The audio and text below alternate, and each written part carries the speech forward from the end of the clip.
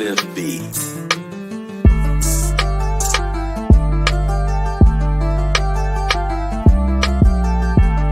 Fans, check out another nifty ass podcast at Boston Loud 92.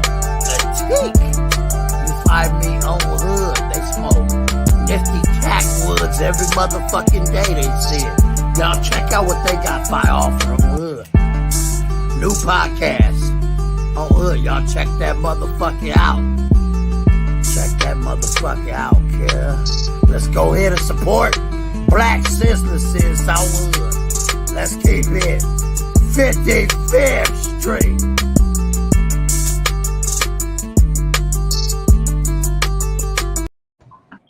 Yeah,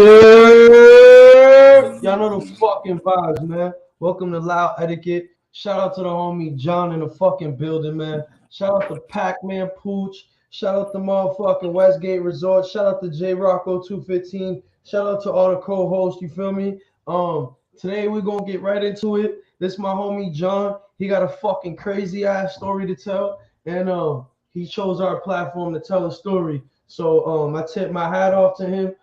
He's very brave for telling the story. We're not here to judge him. We're not here to scold nobody. We're not here to get any type of depictions of anything, bro. We here to listen to his fucking story, and we here to learn from his story. You feel me? So shout out to him, and let's get right into it, man. Yo, John, what's the word? What's up, bro?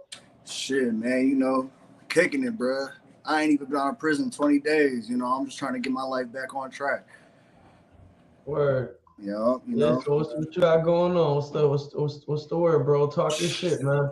Shit, I don't know, man. Fucking people was hitting me up, telling me, yo, they got this dude. He has a crazy story. You should get him on there with you. Fucking his story's crazy. He needs a platform. He needs to be heard ASAP. So you're here. What's up? Shit, man. Fucking you know. Who's John Hughes? I'm just a little motherfucking white boy out of Lorain, Ohio. Fucking I grew up riding fucking BMX bikes, became professional, you know, traveled for a little bit, went to contests. You know, that shit turned to partying. We was kicking it through all Lorain.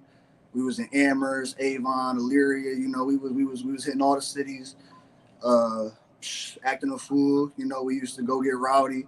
You know, a bunch of little motherfuckers from Lorain. We wasn't taking no shit out at these parties, you know what I mean? We was always getting into some type of bullshit, fighting with somebody, getting jumped here, somebody doing something here, you know what I mean? This wild ass shit would always occur, you know what I mean? It was a crazy ass lifestyle, and I'm doing this shit at like 16, 17, you know what I mean? Like, and I had social media following, so I would go somewhere and I meet 20 people that I don't even know, but they would know exactly who I am, and they would be talking about shit I posted on Facebook or shit I posted on, you know, all kinds of shit. Hey, my homie Damon Drake, though.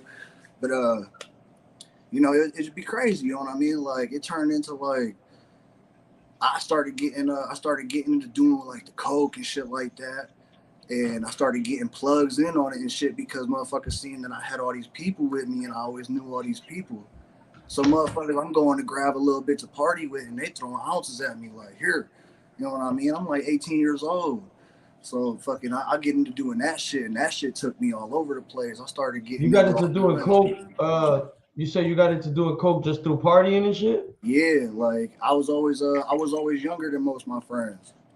So damn, my light turned off. I was always younger than most of my friends, so they was already, you know, they was doing this shit. I'm like 18 years old. The first time I ever did that shit. I never did no drug in my life till I did cocaine. Like, it was just like, I smoked weed a little bit when I was growing up, but I was more into like, the weed kind of put me lazy and I was more hyperactive. I wanted to go, you know, ride my bike and do my shit. So the coke was kind of your thing, you feel me? Yeah, like it was the coke just was like more to your speed. Yeah, so I'm doing that. I'm drinking fucking hoes, you know what I mean? How old are you right now? I'm 27. Like when this is happening? Yeah, no, 18. Oh, 18. Okay. Yeah, so like I signed a contract with my sponsors and shit, and just the day I turned 18, I signed a little contract, and the next week I was in North Contract Carolina for what, bro? So you got to tell them for what? For what? for riding bicycles. You know what I mean? I used to Riding pay bikes. for So you it. like a BMX rider, right? You was a Yeah, BMX yep, rider? yep. Mm-hmm. All right. You know what I mean? Go ahead, bro. I got videos, all that shit on my Instagram and whatnot, a couple YouTube videos, but yeah, it was like I ended up in North Carolina the week after I turned 18, fucking filming a video with all these motherfuckers I used to look up to. You know what I mean? Like, it was a good little situation, and then I just kept the party going. You know what I mean? Like I brought it back into the point where I stopped riding bikes because all I was doing was partying. You know what I mean? I'm selling motherfucking weed, fucking just coke, whatever. You know what I mean? I'm into that drug lifestyle now. I stopped riding the bikes. I'm seeing crazy ass shit. Motherfuckers getting robbed, motherfuckers getting took out, all that crazy ass shit. You know what I mean? I can't even go to the plug house without seeing someone get fucking pistol whipped in the kitchen. Like, motherfuckers acting crazy over there, and I'm just in the mix, young. You know what I mean? I'm 18, 19 years old. Like, Right. shit was definitely crazy, but I, I I grew up around this crazy ass shit already, even before, like, you know what I mean? Like, I was always in the streets for real. From the time I was 12, I ain't want to be inside, and living in Lorraine, and ain't no woods to go fucking play in the creek and shit. I'm on motherfucking Long Ave and Beach Ave, Oberlin Ave on the west side and shit, just fucking going. So for the people that don't know what like Long Ave and West Ave, and the people that are like not from Ohio, or like, what is that? What you know what I'm saying? You gotta what Okay, is Long yeah, Ave like? shit. What is it like growing up in Long Ave, and what was the other street you said? It's a Beach, Beach Oakdale, and all, Oberlin, yeah, all like of you it. gotta you Yeah. know what I mean? It's it's treacherous out there, man. This is it's where it's the mix. It's if you in the mix on the west side, you on one of them streets. You know what I mean? Like it's not no residential neighborhood. It ain't no motherfucking joggers outside. You know what I mean? You might see a couple people walking, but they probably got a golf club or a baseball bat walking with them like a walking stick. Like yeah, it's probably the worst streets on the west side of Lorraine. You know what I mean? Like there really ain't too many spots worse than that. I mean, it's bad spots all over Lorraine, but I'm from the west side, so that's the main spots where everything was going down. I'm riding this 10, 15 of us on BMX bikes, just boom all day. You know what I mean? We ain't really have nothing to do besides just pedal around and kick it at parks and pull up on So hoes. you're growing up in the south side, in the west side, right? West side? Yep, west In side, west the side. west side of Lorraine. You're growing up in the hood. You feel me? You riding BMXs. You start partying. You start meeting friends. You're getting older. You're like 18 now. You start partying. You know what I mean? Like Yeah, for real, now I mean, party. you're getting introduced to like different drugs and shit. And hmm now what? What happens then? Shit, that went on for a few years, and then when I hit 21, bro, it was over with. I hit 21, and you couldn't pull me out the bar to save my life. But that was a money maker and a money taker. You know what I mean? Like I'm in the bar drinking all night, but everybody walking up to me trying to get a little bit of white or get some weed off me. You know what I mean? Or you can just throw me Right. like they trying to get in my snaps. They trying to get me on they snap. They trying to get clout and shit. Like it was a big part of my life was just the bar. You know what I mean? The bar was crazy, and then from the bar, I started fucking with them perk 30s. And when I Yeah. fucked with them perk 30s, my life went fucking crazy from there. Like I'm doing these 30s, and I'm addicted to these 30s. I'm And then I listening. I'm can't, just sharing this. I'm yeah, listening. I I'm just can't editing. get these 30s no more. So then I gotta start fucking with the dope. And once I started fucking with the dope, they said the same thing. Like, bro, you know all these people, huh? You know what I mean? They throwing shit at me like that. So now it's not a problem. It's I got money, I got drugs. Only thing I don't got is something to do. You know what I mean? So I'm just Right. trapping all day and just partying. Like I'm in traffic, drunk as hell with an ounce on me, like acting a fool. You know what I mean? Getting into fucking Yeah. scuffles with motherfuckers, having my little homies pull up. They see one of the fiends I'm fucking with, like, oh, Brody robbed me for a zip of weed, blah blah blah. So shit, we had to take him down. Like some little shit Yeah. like Now that. you. You know what I Yeah. mean? Like do crazy ass shit like that. Then I ended up going to jail, man. I had the marshals come kick my hotel door in. So when they Because come kick of my, they why'd they come. come get you though? You said what happened? Why'd they come get you? Shit, fucking. I was out in Oberlin, Ohio, and when I was out there, I was running out of gas. It was like 8:58, like 8:50 p.m. So I got money at the hotel, you know what I mean? But I ain't got no money on my Cash App, and I got no cash on me, and I'm about to be stuck out here, and I can't call nobody because, you know what I mean? My mom got a bunch of my money on her Cash App, but she's sick and she's asleep. So I'm like, damn, you know what I mean? My girl arguing, yelling at me, bitching at me, all this shit. So I do some stupid shit, man. I walk up in the subway like, look, man, I need $40. And they're looking at me crazy. Like, you need $40. I'm like, yeah, I need $40. Let me hold $40. I'll bring you 80 tomorrow. Bitches looking at me stupid. Like, no. So I put my fucking my hand in my hoodie pocket and I just up. I'm like, no, I need the money. You know what I mean? So she complied. She gave me the money and I peel out. At the time, it was COVID though. So I had the mask on, you know what I mean? I couldn't enter the establishment without the mask. I got my What, like armed robbery, son? Yeah, so they come get me for that, but since I only took $40. So the judge was like, all right, well, this ain't as serious as it looked, blah, blah, blah, gave me a personal bond. So I'm like, oh, I beat him. But the judge already knew what was gonna happen, bro. The FBI was looking at me anyway. So they give me a personal bond, and when I get Why was the FBI already looking at you, bro? Bro, I got into a mix. I had an MP5, a nasty ass MP5, and I sold it to one of my dogs. And he gets raided, and I don't know. I ain't get to talk to him. How it go on me? You know what I mean? I just did the time for that gun. Your shit froze. I'm sorry, bro. The shit froze a little bit when you were saying that. Oh, you good look. You sold him that he's all right. So you sold him the MP5, and then what happened? And then when I get to the feds, they're like, yo, blah, blah, blah. They're trying to link an overdose to me at the time, right? So I'm like, man, I ain't getting nobody no drugs. I don't know what you talk about, blah, blah, blah. And they're scaring me. They're like, bro, you about to do 20. You're about to do mandatory minimum 20 years. And I'm like, man, I ain't even never been to jail before. I'm like, how in the fuck I'm finna do 20 years off rip? You know what I mean? So I'm sitting there, you know, I'm keeping my cool. They don't say nothing about the gun off rip. So my lawyer come to me like a couple months later, and he's like, look, I got good news and bad news. And I'm like, all right, well, I want the good news. And he's like, the good news is the autopsy report came back, and dude has so many substances in his system that even if you would have sold him the drugs, they can't prove that killed him. And I'm like, all right, cool. So what's the bad news? And they're like, you're getting indicted on a gun. And I'm like, I ain't get caught with no fucking gun. How the fuck I'm getting indicted on a gun? And they're like, well, this gun right here. And he slaps down a picture of this MP5. And I'm like, man, I ain't never get caught with that. And they were like, well, look. And they got a picture of my hand with my hand tattoo on the gun.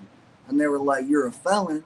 And that's possession of a firearm by a felon. So you're about to do this time for this gun. So I'm like, damn, that shit right there is crazy. But at the same time, the whole time I'm thinking I'm about to do a 20 ball.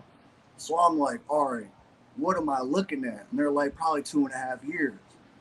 So I'm like, all right, cool. You know what I mean? I'm gonna go do my time, 10 toes. You know what I mean? Like, it's better than 20. And I'm gonna get out in a couple years, and I'm already 10 months into my sentence by all this time anyway. So I'm like, I only got a little bit of time to go.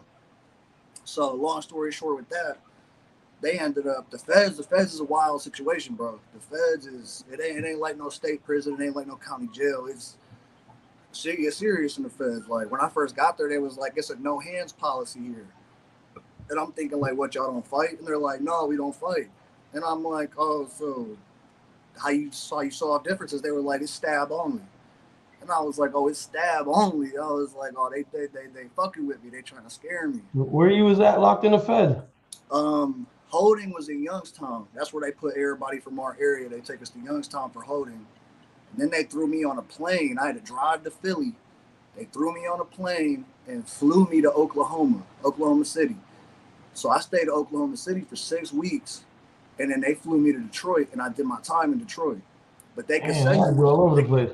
Yeah, they could send you within 500 air miles of your house. So I could have ended up in motherfucking Indiana, Michigan, fucking PA, New York. You know what I mean? I could have been from all around fucking West Virginia, all that shit. You know what I mean? But I ended up going there. Luckily, it was the closest joint to my house. You know what I mean? It was only about 2 hours away from here.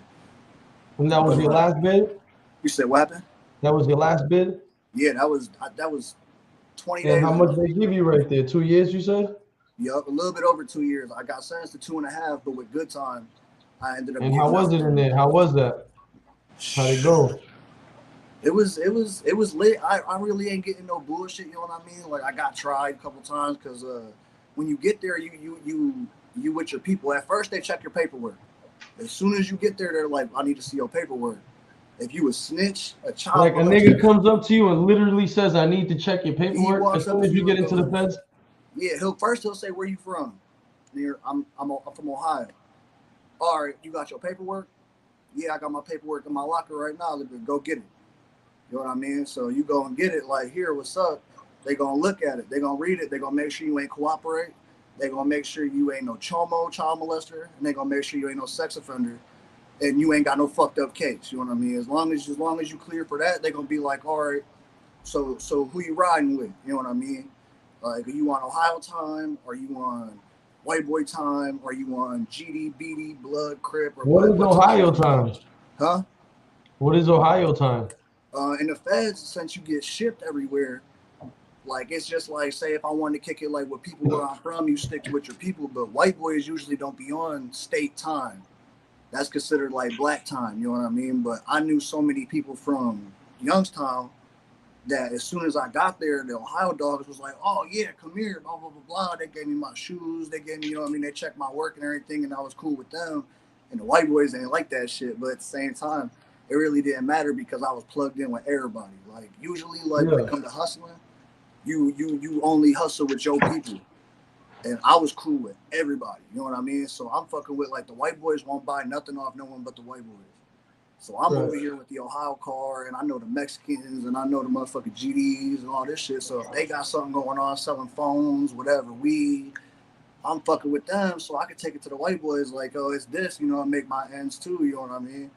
So it really worked out for me in the long run, but it took I had to prove myself, you know what I mean? Like motherfuckers would definitely try me. I'm the only white boy on Ohio time. So they're like, oh, we gonna try this one. You know Ohio, what I mean? all right, so hold on, my fault, bro. I'm sorry. So Ohio time means you like, from Ohio, yeah. So like, yeah, like you're not on shit that they got going on out there. You on Ohio time, like you on your own time. Yeah, like I wouldn't GD. So me being from Boston, if I was there, they'd ask me if I'm on Boston time, like if I'm on just my Boston shit. You would be on Massachusetts time. Yeah. Yeah. That's so crazy. Like, unless you in a gang, and a lot of the gangs don't read. Like the big gangs, Crip, Blood, GD, BD, all that shit, they read. You know what I mean? Right. Besides that, like it's any type of state time is really considered like black time. You know what I mean? All white boys usually stick together off rip unless they're a child molester or something. And then they go sit with the rats, and they go sit with the, you know, all them motherfuckers. They got their own little corner in the lunchroom and shit. They be standing eating their food. Like they be dogging them motherfuckers for real. Don't be no baby. What about the Hispanic homies and the Latinos and shit? They got their own shit too? Shit. The Latinos, bro, like we had it was a Norteño yard I was on. So they don't associate with the Sureños and MS-13 or none of the Mexican Mafia affiliated gangs. So we had Paisas, which is Mexican brothers, and we had Latin Kings, we had Spanish Cobras, we had the Norteños, like all them Norteños are all from, you know, California and shit. So there was a bunch of them all that Cali type of shit, yeah. So look, I ended up going to the whole a bunch, like, because when I first got there, you know what I mean, I just came out of CCA in Youngstown, and motherfuckers was getting stabbed up left and right in that bitch. So you know what I mean, I got to getting the knife quick. Is that in CCA? What, like, that's what maximum? That's what? No, it's really a state prison, a private prison. But they got a federal holding wing that hold like New York, Pennsylvania, and Ohio all in one little area. That's crazy. It's so much beef in that bitch, bro. Yeah, it sound like a jungle. It's crazy. Like the first time I seen someone get killed was in CCA. Like That And shit was how was fucking. that? What'd you see? Talk to us about that, bro. What was that Listen, like? look. So all right. Yeah, So talk your shit, bro. Feel it's free, bro. Talk your it, shit. it's a This what lot you. of This what we. it's a lot of heartless felons in CCA. You know what I mean? Heartless felons, y'all. Yeah. Is a gang out here. I never heard of them till I moved out here. I'm gonna be real, cause I'm like we don't got that in Boston. I never heard It's of the that in Winkling Boston. gang. Yeah. You feel me? Boston is we might have Bloods and Kings and shit, but Boston is like New York. It's like all a bunch of side streets and hoods and projects that don't fuck with each other, and they're all just lumped up in a city, nigga. It's over. You know Yeah. what I'm saying? Like They that's all over literally the what it is, place. stacked on top of each other. And out here it's a little different. You know what I mean? The projects ain't like that out here. You know what I No. mean? And it's more spread out and it's weird, but yeah, heartless felons. Go ahead, bro. So Anyway, look. So heartless felons. we I'm in the pod and we kicking it. You know what I mean? Like I had just got out the hole. I had gotten into some shit. I get out the hole. You know what I mean? It wasn't nothing crazy. I got caught with some hooch. I was cooking some wine. So they put me in the hole for a couple of days, which I mean, the longest stay in the hole in CCA was 3 days. Like, even I'm talking about when you stab somebody, you just gonna get split up and they gonna poop you out the hole in 3 days. You know what I mean? Unless you running from somebody. Like people that check in and stay there, they refuse coming back out. You can't do nothing about that. They stay there, which is unreal to me. You got me fucked. I'd rather get stabbed than sit in a motherfucking box doing nothing for all that time. You know what I mean? Like, I'll take my lumps. But anyway, we kicking it, and I'm in my room, and my celly is fried, burnt. You know what I mean? Like he's probably the funniest motherfucker I ever met. And he walks in the room like, "Hey, something's about to happen. Something's about to happen." Blah blah blah blah. And I'm like, "What's up?" So my homie Rich, he a felon from Lakeshore in Cleveland. He just got to the pod. They had moved him from the high custody pod, and he had moved him with another dude.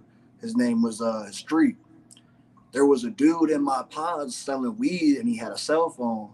But both of them knew that he was a rat, and nobody in the pod that knew. You know what I mean? Because at CCA, they wasn't really checking work. They was just someone knew something, then they would call him out, run him up. But he was hustling, and you ain't supposed to be hustling if you a rat. You know what I mean? So Street had a beef with this dude already. Like they went viral on Facebook because Street had smacked him in the airport. They both millionaires and shit. You know what I mean? They got a lot of following and shit.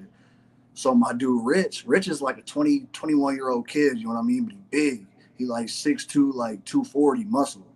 So he walk in on dude like, "Hey, Street just sent me in here." And he got his knife. He like, "Street just sent me in here to take your weed and your phone.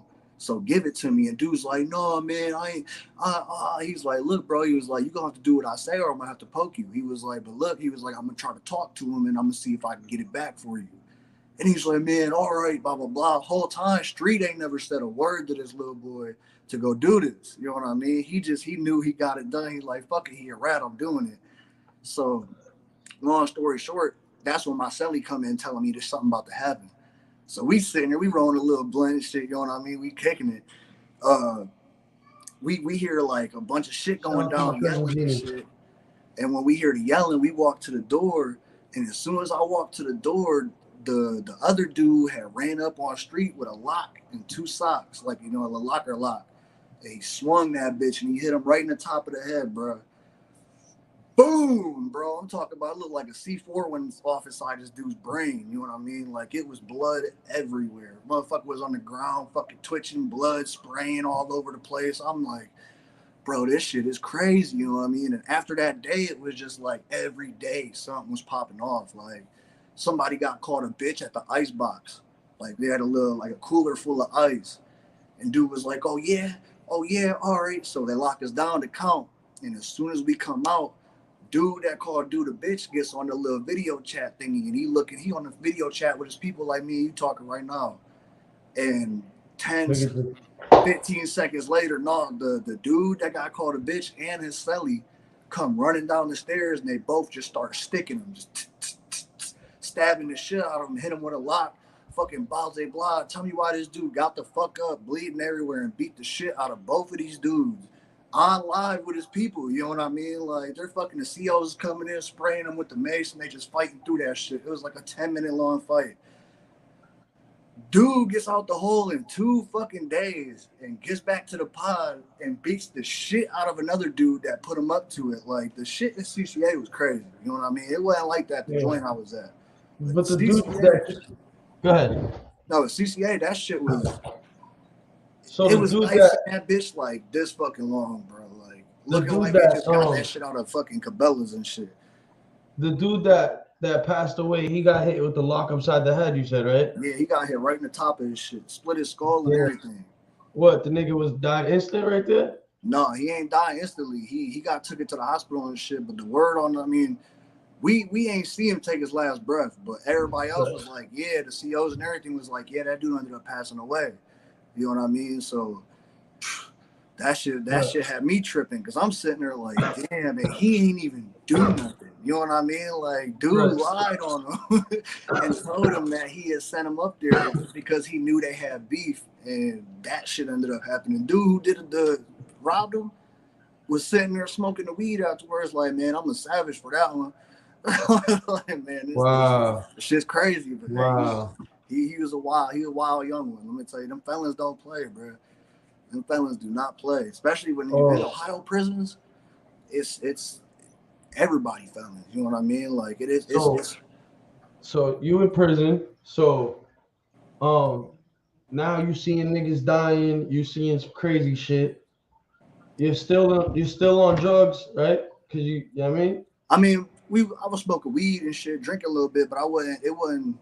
They had like meth and shit in there, but I wasn't. I'm cool on that shit. You know what I mean? I was more just hustling. I had a cell phone and shit. Like I was trying to stay out the way by the time I got to the prison. You know what I mean? But I was smoking hella weed at CCA, hella weed.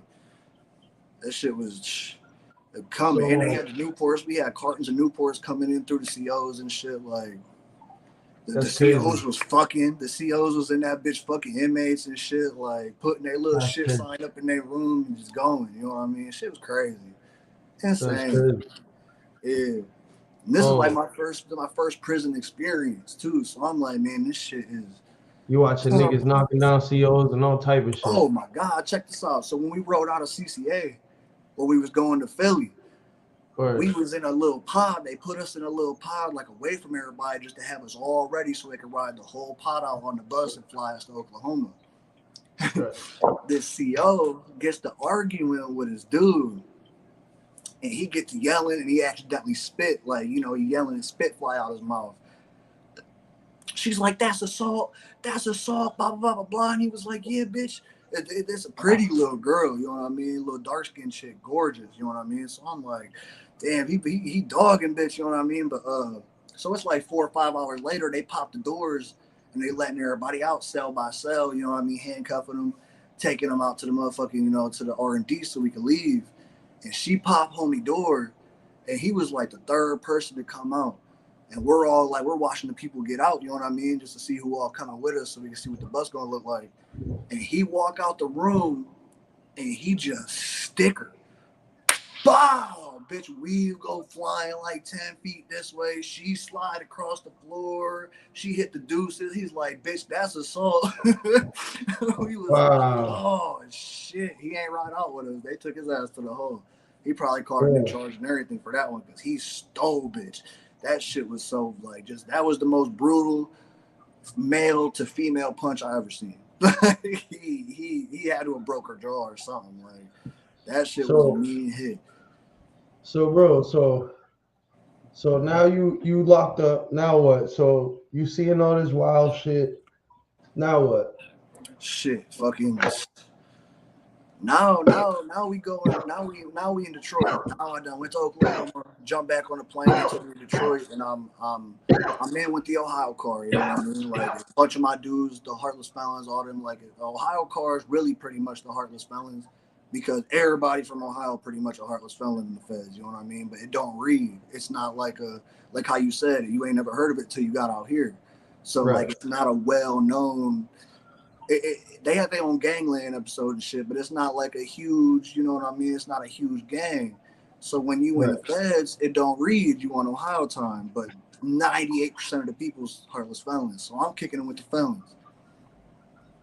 You know, moving my shit, doing whatever. Is that a predominantly black gang, Yeah, Or yeah, what? yeah. I mean, Okay, all right. they'll take anybody, you know what I mean? But it's you when it comes to like me being a white boy and shit, like I got tried, you know what I mean? They had to make sure they put me through tests and shit like that. Like motherfuckers, I got Right. violated by the Ohio car one time for getting into it with this Mexican cat from Bolivia.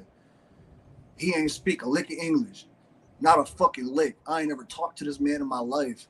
And he gonna run up on me trying to swing on me and shit crazy. Poof, poof, poof, poof. I'm weave two punches. I get stuck in the back of the head. I'm like, all right, what the fuck? It's count time though. So they coming around counting. I just get out the hole for getting caught with the knife. So I'm like, look, bro, I was like, we gonna hit the wall in a minute, but he don't understand English. He don't speak English. So I got a couple of my homies that's ready to sell over from me. So they're like, you better put your shoes on. I'm already halfway through the first one. I'm like, I got you. So we go to the wall. As soon as we get to the wall, I don't say shit. I just take off. We get to fight, and I beat his ass. After that, I got jumped by my people because I didn't walk up to his shot caller or my shot. I didn't walk up to my shot caller and tell him to holler at his shot caller to make sure we could do, you know what I mean, scuffle and shit. Like, it's real political. So I ended up having to get 60-second beat down real quick over me whooping his ass for him swinging on me. You know what I mean? Like, that shit is, it's so fucking political and outrageous. But I mean, I'm sure he got his ass whooped too then. oh yeah, no, they sent him off the yard. He was gonzo. You know what I mean? After the whole situation, he started it. So since my people had to violate me, they had to violate him. And the Mexicans don't play. The Mexicans are motherfucking ruthless. I don't give a fuck. I ain't got nothing against none of the Mexicans. I'm very cool with their shot caller. His name's Alejandro. He's from Toledo. He's from Ohio. So he respected me. I used to fucking, he's funny as hell. Like, he wants to control everything. He had the biggest cell in the whole prison. He had everything. He had iHomes and iPhones and that shit. Right? So now what? So now what happened? After that, fucking after all that bullshit, I'm doing my thing. We had a football league, right? Flag football. So we on the yard, blah, blah, blah, every day. My homie, he's Puerto Rican. He was a cop in Philly. He was a dirty cop. He ended up getting like 15 years getting caught fucking helping the drug dealers out and shit. So he's getting all these Samsung Galaxies in. He's getting like 10 to 15 Samsung Galaxies in every single day. So he's like, hey, white boy, come here. He's like, look. He was like, I need you to help me, you know what I mean, move these phones. And I'm like, all right. He was like, the $2,500, whatever you make on top of it's for you, you know what I mean? So I'm like, cool, that's a new hustle. And he's like, and I'm gonna give you $100 for every phone you carry to the yard for me. And I'm like, all right, bet. You know what I mean? Like, that's a win-win no matter what. So I'm carrying these phones to the yard for him. And motherfuckers are seeing me do it. So they're coming up and talking to me like, what's up with one of them phones? Man, I ended up moving like 35 to 40 phones real fucking fast. What's up, dog? And and getting I got my own Samsung Galaxy, you know what I mean? So I'm in that bitch kicking it, doing my thing. At that point, man, I stayed out the way. Like, I was in the cell. If someone wanted to kick it, you know what I mean, come through, I rent my phone out, 35 an hour, you know what I mean? Like, let you do your thing, jump on Facebook, FaceTime your people, whatever. And I don't know exactly, I think I got told on or something, but I'm walking to the yard one day to go to this football fucking game. And this CO see me and he's like, hey, come here. So I'm like, all right, I walk up to the CO and I got this little patch, like little pocket like this in my leg, and like when my crotch is on my underwear, I put my phone in there. So I mean, they ain't gonna grab your balls, you know what I mean? They just gonna pat you down and let you go. Dog grabbed all up on my pocket, squeezed my nuts and shit. I'm like, bro, what the fuck is you doing? He's like, man, what the fuck is that? I said, man, I got some stamps, you know what I mean? Because the books of stamps is the money in there. So I mean, like, that's stamps, bro. They put me in the hole for I got 3 months left on my, or 3.5 months left on my bed, and they left me in the hole until my out day.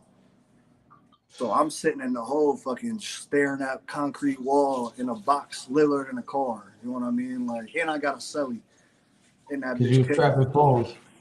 You said what?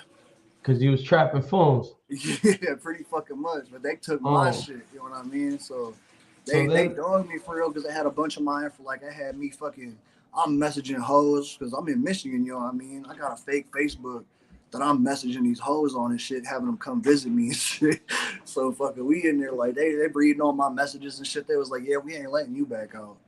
And I'm like, all right, I mean, fuck, all right, I get it. So Luckily, like my homie, like my celly was this dude named King. He a GD from Cincinnati.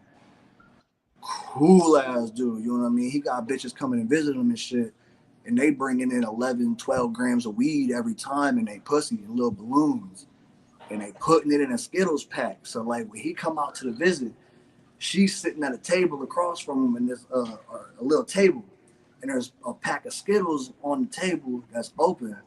And he's sitting there conversating with her. He just popping these balloons in his mouth the whole time. And the COs don't even know what's going on. You know what I mean? Like he just come to the room like, man, I got so much, blah, blah, blah.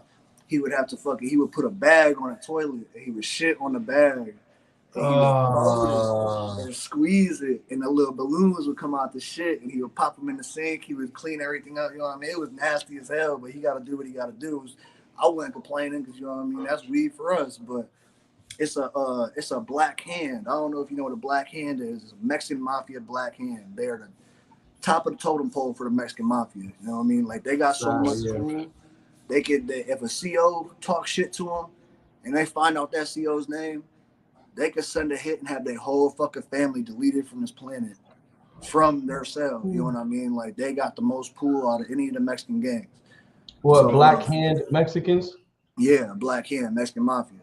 So it's we in the hole. Oh, and 4-2 Doug came through the hole for a minute too because we was in Detroit and they had put him in the hole because he was the fuck out of here. Swear to God, he was up there kicking it with Sniper in him. That's the black hand.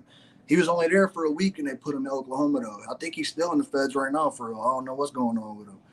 But yeah, 4-2 Doug. We was high on that 4-2 Doug while we was in there. He's cool as hell for real, just talking shit.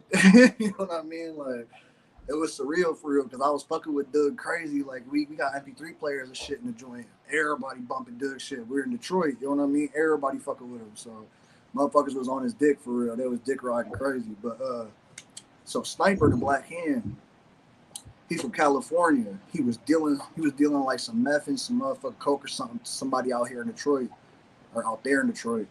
And he ended up getting snitched on.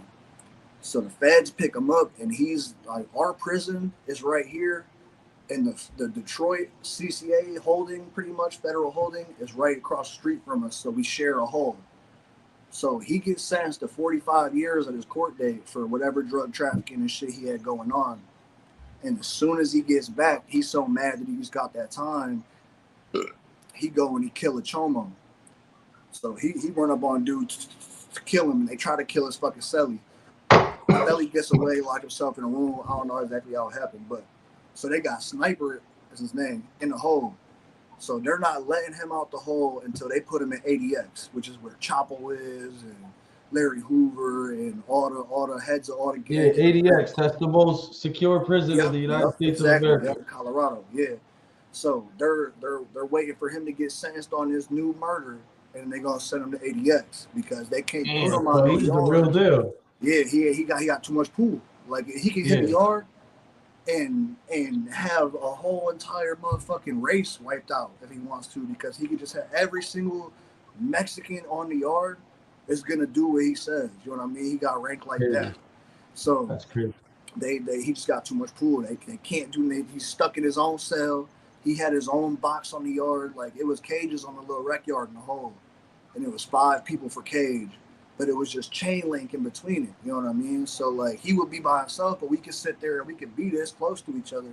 But it's just chain link between us. So we getting to talk to him and shit. Dude's cool as a motherfucking fan, but he just crazy as hell. Like he was just telling us, like, he's like, man, you know how many people I had killed since I've been in jail? He was like, these motherfuckers can't do shit to me. He's like, I run this motherfucker, blah, blah, blah, blah. We laughing. So when my celly's getting this weed in, he can smell it. He's upstairs. He's above us. But you can smell the weed through the whole hole. You know what I mean? Like, it's like a skunk walk past your cell. So he walks up to us, and he's worked through the cage. And he's like, man, who got that weed down there? And me and my celly are looking at each other like, well, you might as well. It's a sniper. You know what I mean? He ain't going to tell on us. You know what I mean? Like, this motherfucker, the realest motherfucker in this whole prison. So he's like, what you trying to do? And he was like, man, I need a gram. I'll pay whatever. So he's like, man, do some push-ups, drop at the corner and do some push-ups. So my celly take his little jumpsuit off and grab a little pack off. And they doing push-ups and he drop it and he smack it over to him. And dude's like, oh, shit, good look. He was like, how much do I owe you? And my celly was like, you don't know me shit. He was like, that's you, bro. He said, when you need some more, let me know. So dude, Sniper was fucking with us. Like, he would have the COs come and do whatever the fuck we wanted. Like, if a CO wouldn't do what me and my celly asked him to do, we would fucking, the next day at Rat, tell Sniper about it. And as soon as we came back in, the CO would pull up with whatever we wanted. Like, oh, you wanted these books from upstairs? Or, oh, you needed a pencil and some paper, or you needed the phone today, you know what I mean? Because they so scared of him that he just, you know what I mean, he was our pool, you know what I mean? Like, we was in that bitch living. Motherfuckers in the hole was mad as fuck at us because they couldn't, why can't they get treated like that? They understand the COs are scared for their life. Like, we hooking up with the man. Like, and since I was leaving, there was nothing they could do to me. Like, they couldn't give me no more time. They couldn't fucking take my commissary because it's already taken because I got caught with the phone and shit. Like, if they wanted to search us, we would both have to cuff up.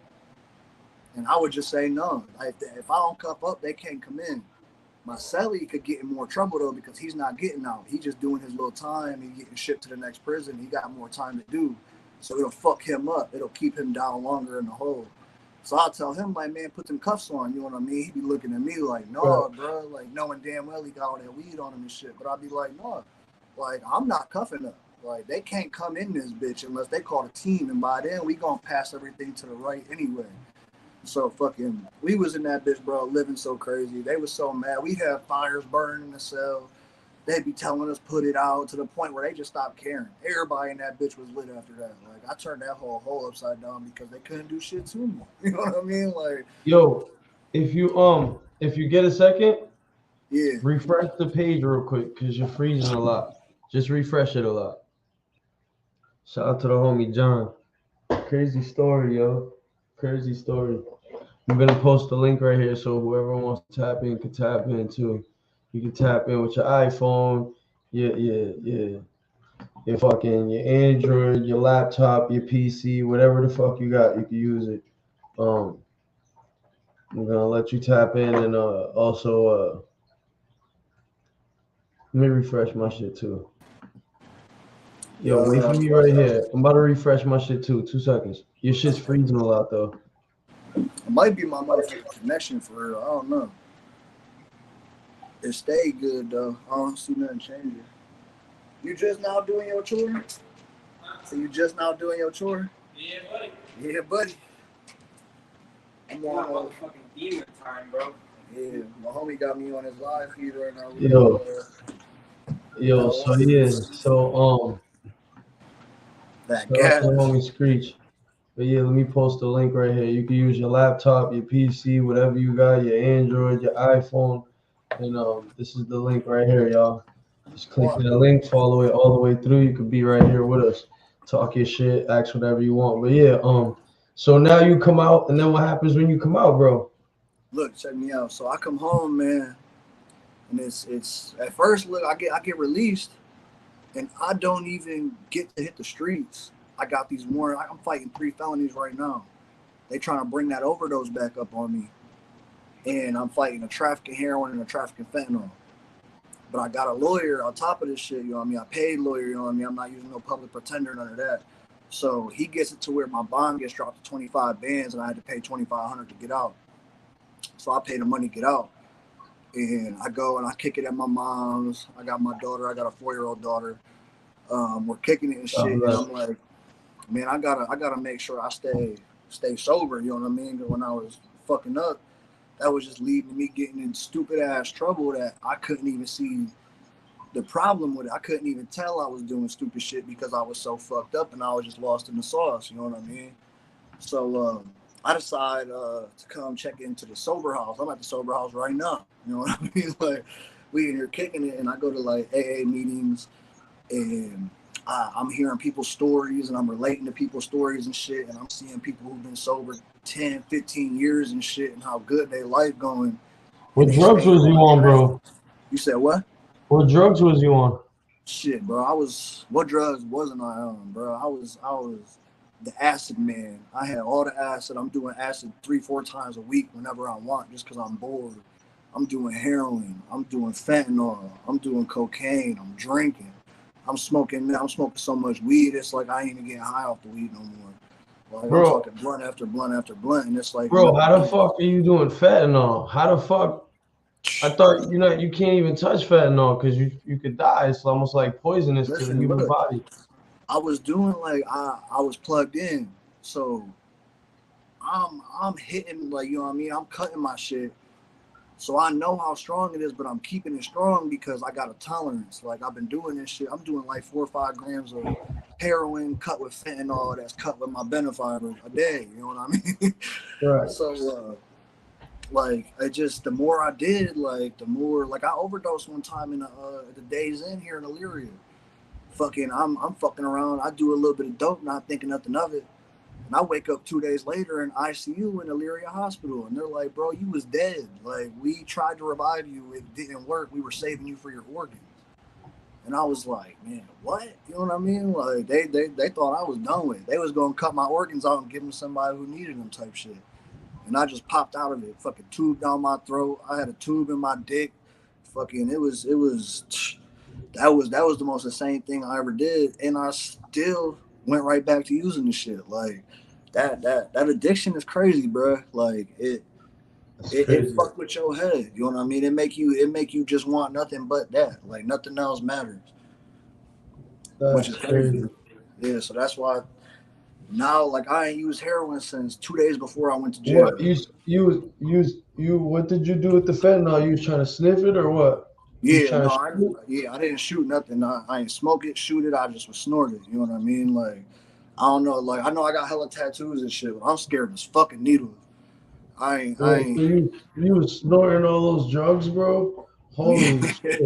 Yeah, I'm snorting drugs like crazy, bro. Like, that's why, like, I'm glad I see how crazy and how just insane it was at the time, because fuck you mean, like, I could have been making a bunch of money and I could have been making videos and doing my bike shit all that time, but I let partying take over my life, and which put me in prison, which I'm happy as fuck I went to prison, I ain't gonna lie, just because that shit opened my eyes.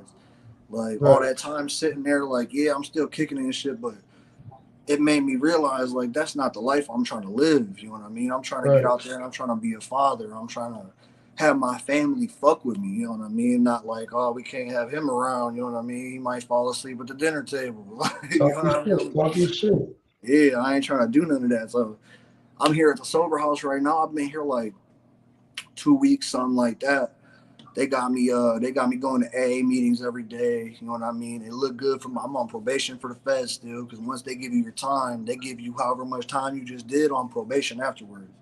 So I just did 2.5. I gotta do 3 on probation. So I got that shit going on, which this is gonna look great for my probation, and it's gonna look great on my mind and for me. You know what I mean? Like, this is it's what I need to do. You know what I mean? Because if I stay out in the streets, I'm gonna end up dead, bro. Like, if it's overdosing, or if it's just fucking with the wrong person and getting shot and robbed, like, motherfucker, these streets don't motherfucking care who you are. These streets is motherfucking dangerous, bro. Yeah, you're lucky to be here, bro. That's what I'm saying. You're lucky to be here. Yeah, I got my second chance. I got hella. This is like my fucking 8th life, bro. And I ain't trying to see what the 9th one holds. How many times did you overdose? Just once. But, just once? Just that one time? I've woken up fucking in the hospital from falling, like, you know what I mean? I'm 20 foot in the air doing a backflip and wake up in the hospital like, man, what the fuck just happened, bro? Like, how the fuck I end up here? People were like, bro, you hit your head so hard, you were just unconscious, blah, blah. I'm like, damn, you know what I mean? Like, everything was going good till fucking 10 seconds ago. I thought I was about to land a flip, and I woke up out of a dream. Like, so, how old are you now? 27. So you got locked up when you was like, what, 25? Yep. So you was kind of wilding out until you was 25, and then after that you started seeing shit in jail. Yeah, like prison. You started seeing shit in prison. Yep. So I ended up I got arrested fucking leaving prison. I never got to hit the street. They took me to county jail in Michigan to be held for Ohio to come get me. I get to county jail here, bond out. When I bond out, they took me to Westlake Jail, which is right next to Cleveland. I had to sit a night in there to go to court and fucking plead guilty to some motherfucking possession charges.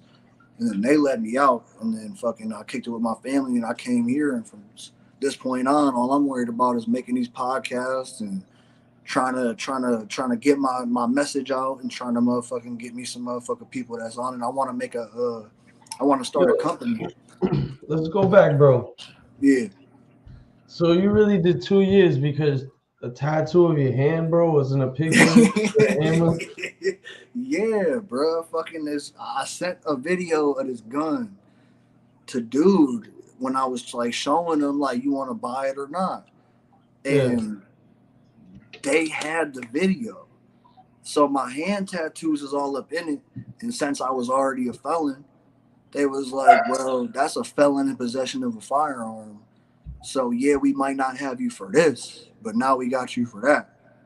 And I'm just sitting there like, man, this is fucking insane. You know what I mean? Like, I never even got caught with this firearm, but I'm getting indicted federally on this firearm. Like, it was definitely a humbling experience just to know that the motherfucking FBI can do whatever they want. Like, scared you. Yeah, if the FBI wants you, they gonna get you. It's right. If you ain't following the law to 100% of the extent of the law, if they want you, they gonna get you. And once they got you, they got you. Like, they didn't have me for what they wanted me for, but they still had a backup plan. So the day they got you, let's talk about that. The day they caught you, how was that? The day they caught up with you. Shit, fucking, I'm sitting in my hotel. Me and my girlfriend at the time were kicking it. We had we had slept. We kicked it all night. You know what I mean? We had I quit using the 2 days before I got arrested, and it's crazy because like heroin, gives you that like crazy withdrawal and all that shit. I had read on a YouTube channel or fucking seen something. I don't know. It was on the internet that if you trip on psychedelics, you won't go through a withdrawal.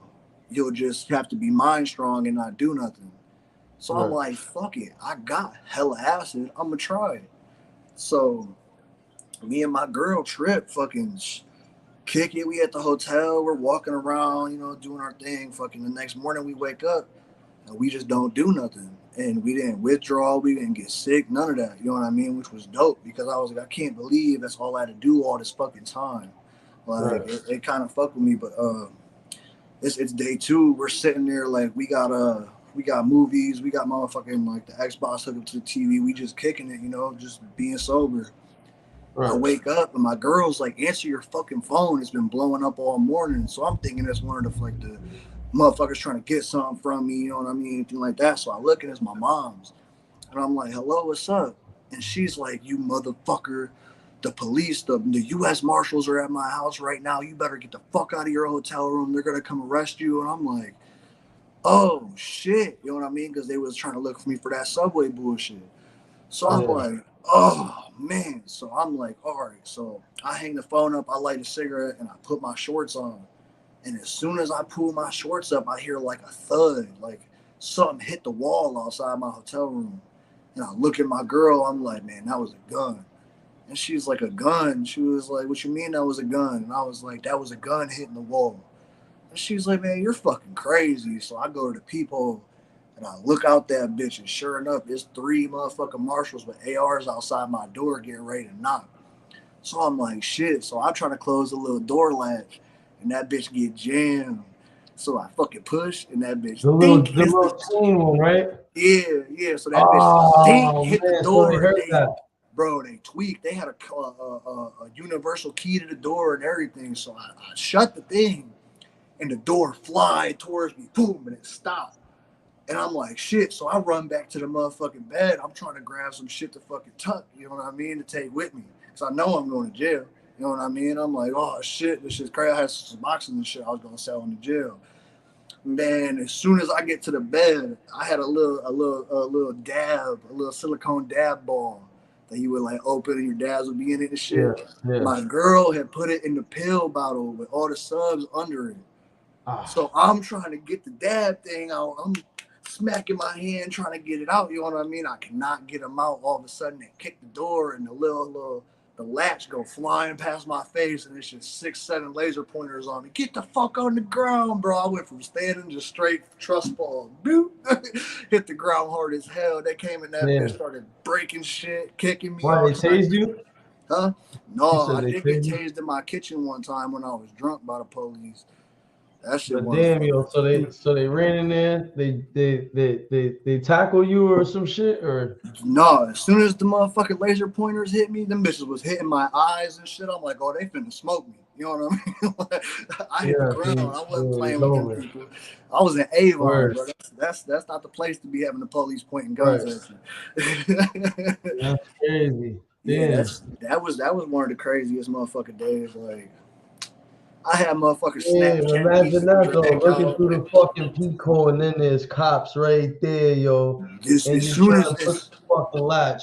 As soon as I hang up the phone, I heard it. I'm like, oh, I'm smoked. Like, there was no chance of me getting out of that hotel. I was like, fuck, bro, you know what I mean? Which is cool, because if I'd have went on a chase, it'd have been bad. I'd have went to jump out the window. They had a window or something. What happened? I said what? They had a window or something? Your plan was to jump out the window? No, like if I could have, like, I didn't know if they were there yet. You know what I mean? My mom said they was at her house while we was on the phone, like they was leaving now. Yeah. So I'm like, oh shit, we gotta go. You know what I mean? We only got 10 minutes tops. You know what I mean? So I'm like, fuck. So which I didn't get it though, because if they're at her house, they don't know I'm here. Is what I was thinking. You know what I mean? Because why would the fuck would they go there if they're looking for me? Probably told them. Huh? She probably told them. She probably did, for real. Because my mom wasn't with my bullshit at the time. She was probably, I guarantee you, she was like, yeah, he's staying at the Wood Spring in Avon right now. You know what I mean? Like, you better go. It's room 304. Something like that, which is cool. You know what I mean? My mom, ain't no reason for her to get in the bullshit. You know what I mean? She's doing what she's supposed to do. You said what? Are you still with the same girlfriend? What happened to the girlfriend? Hell no, bro. Listen, man. She's not trying to get your sober. Girl gonna stay with you when you go to jail? Nah, I'm saying she not. I don't know if she's not trying to get sober or something, or she maybe. She when I went to jail, we were still together, but then I'm calling her and I could tell she high. So then I started trying to fall back on her, and should I stop calling? Long story short, this bitch get a boyfriend, get pregnant, all this later. You know what I mean? Which was cool, because my bid became stress-free. You know what I mean? Like, I didn't have to argue with her on the phone. Like, none of that. You know what I mean? It was like, they say like you're supposed to forget about that shit too when you locked up, you know? Yeah, for real, 100%. Like, when you thinking about your shorty or your bitches or whatever the fuck, you know, your baby mother, whatever, your wifey, nigga, it's over, nigga. Yeah, you're gonna be stressed out the whole time. Yeah, like before me and her stopped talking, I was always stressing over it. When we stopped talking, it was like cool. Like, that's like a burden right off my shoulders. Like, I can focus on myself and my getting my head straight and shit like that. I'm not worried about what this girl doing. I could worry about what the fuck I'm doing now. You know what I mean? Like, word. It was a blessing there too, because me and her weren't good for each other anyway. Like, that was drug love. You know what I mean? All we did was get high. Like, the whole time I knew her, we was just high. Yo, what's some of the crazy shit you seen in there, man? Some of the crazy shit you seen in there, bro. I know you already told us, but yeah. I've seen all kinds of crazy shit. I'm trying to think of something that's like a good story at the same time. Like, it's yo, I'm glad you're home though. I'm glad you know what I mean? You're not all the way, but I'm glad you know what I mean? Yeah. You're home, nigga. You good. You about to be, you know what I mean? Straight. You know what I mean? Keep striving, keep doing your thing, bro. Everybody got a story, bro. And I tip my hat off to you for sharing that. Yo, shout out to Damon, bro. He's been writing you right here, actually. He said we need to build a BMX park for real, bro. Oh, I've been I see that. for a minute now. He said we need BMX company. He said, what sober house you at? One in Cleveland? No, I'm in Elyria. I'm in Elyria, Ohio at Road to Hope. Shout out to Damon. Yeah. Shout out to Damon Drake. Damon. That's my dog right there. That's Damon. But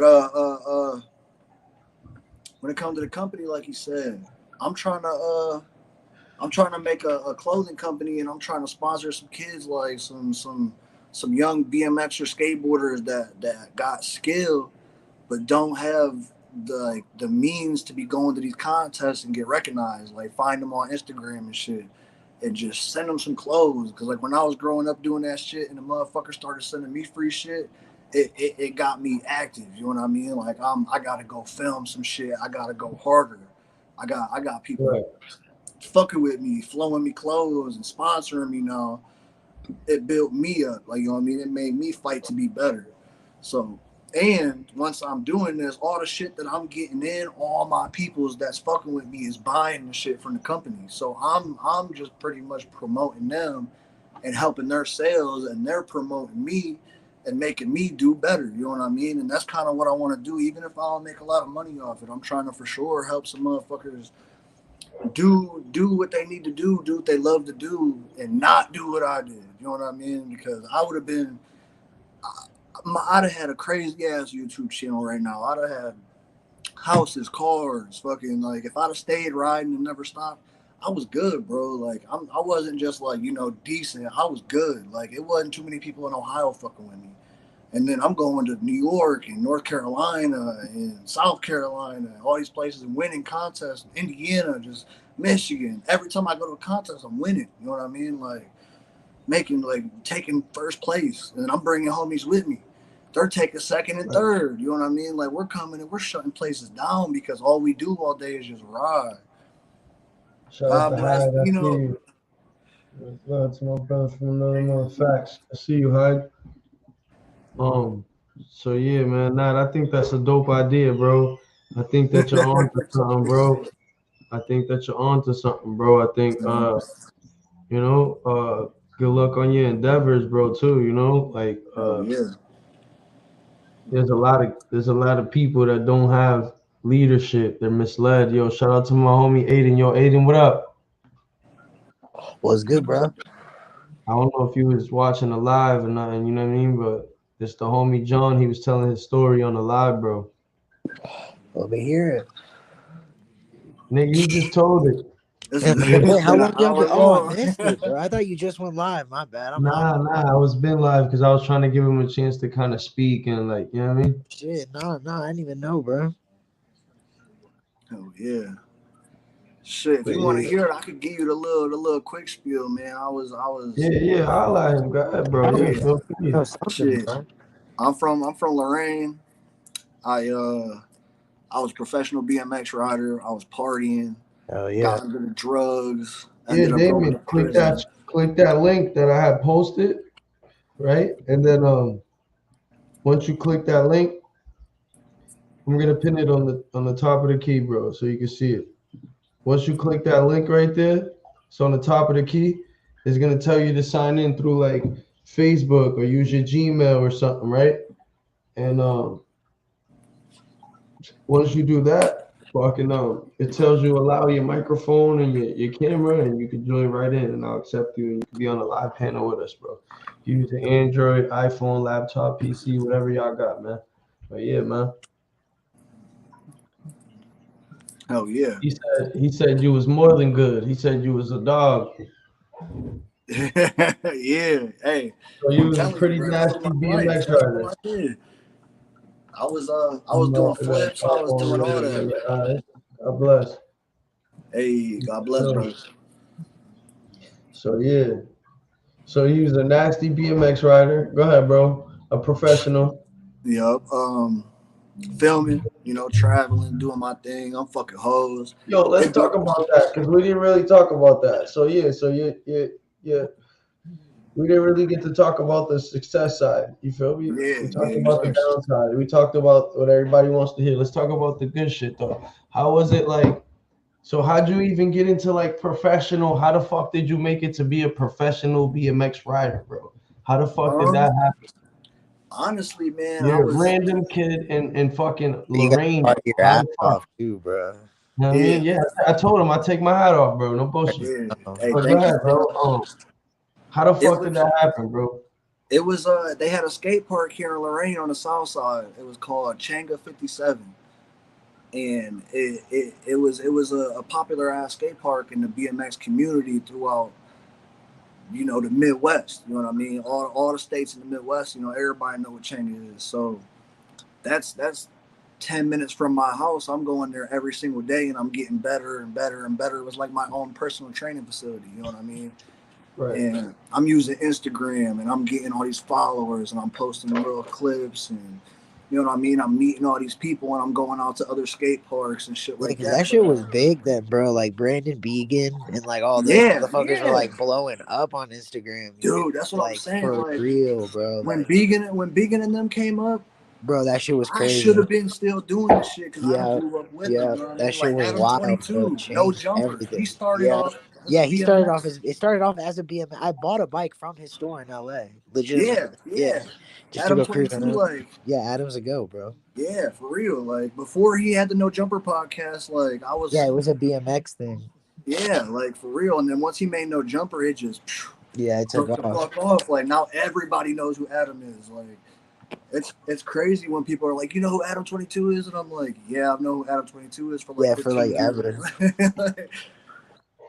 Yeah, Adam Graham Mason. That's crazy. Yep. Yeah, fucking up. So go ahead. So when I turn 18, the morning I turn 18, I get a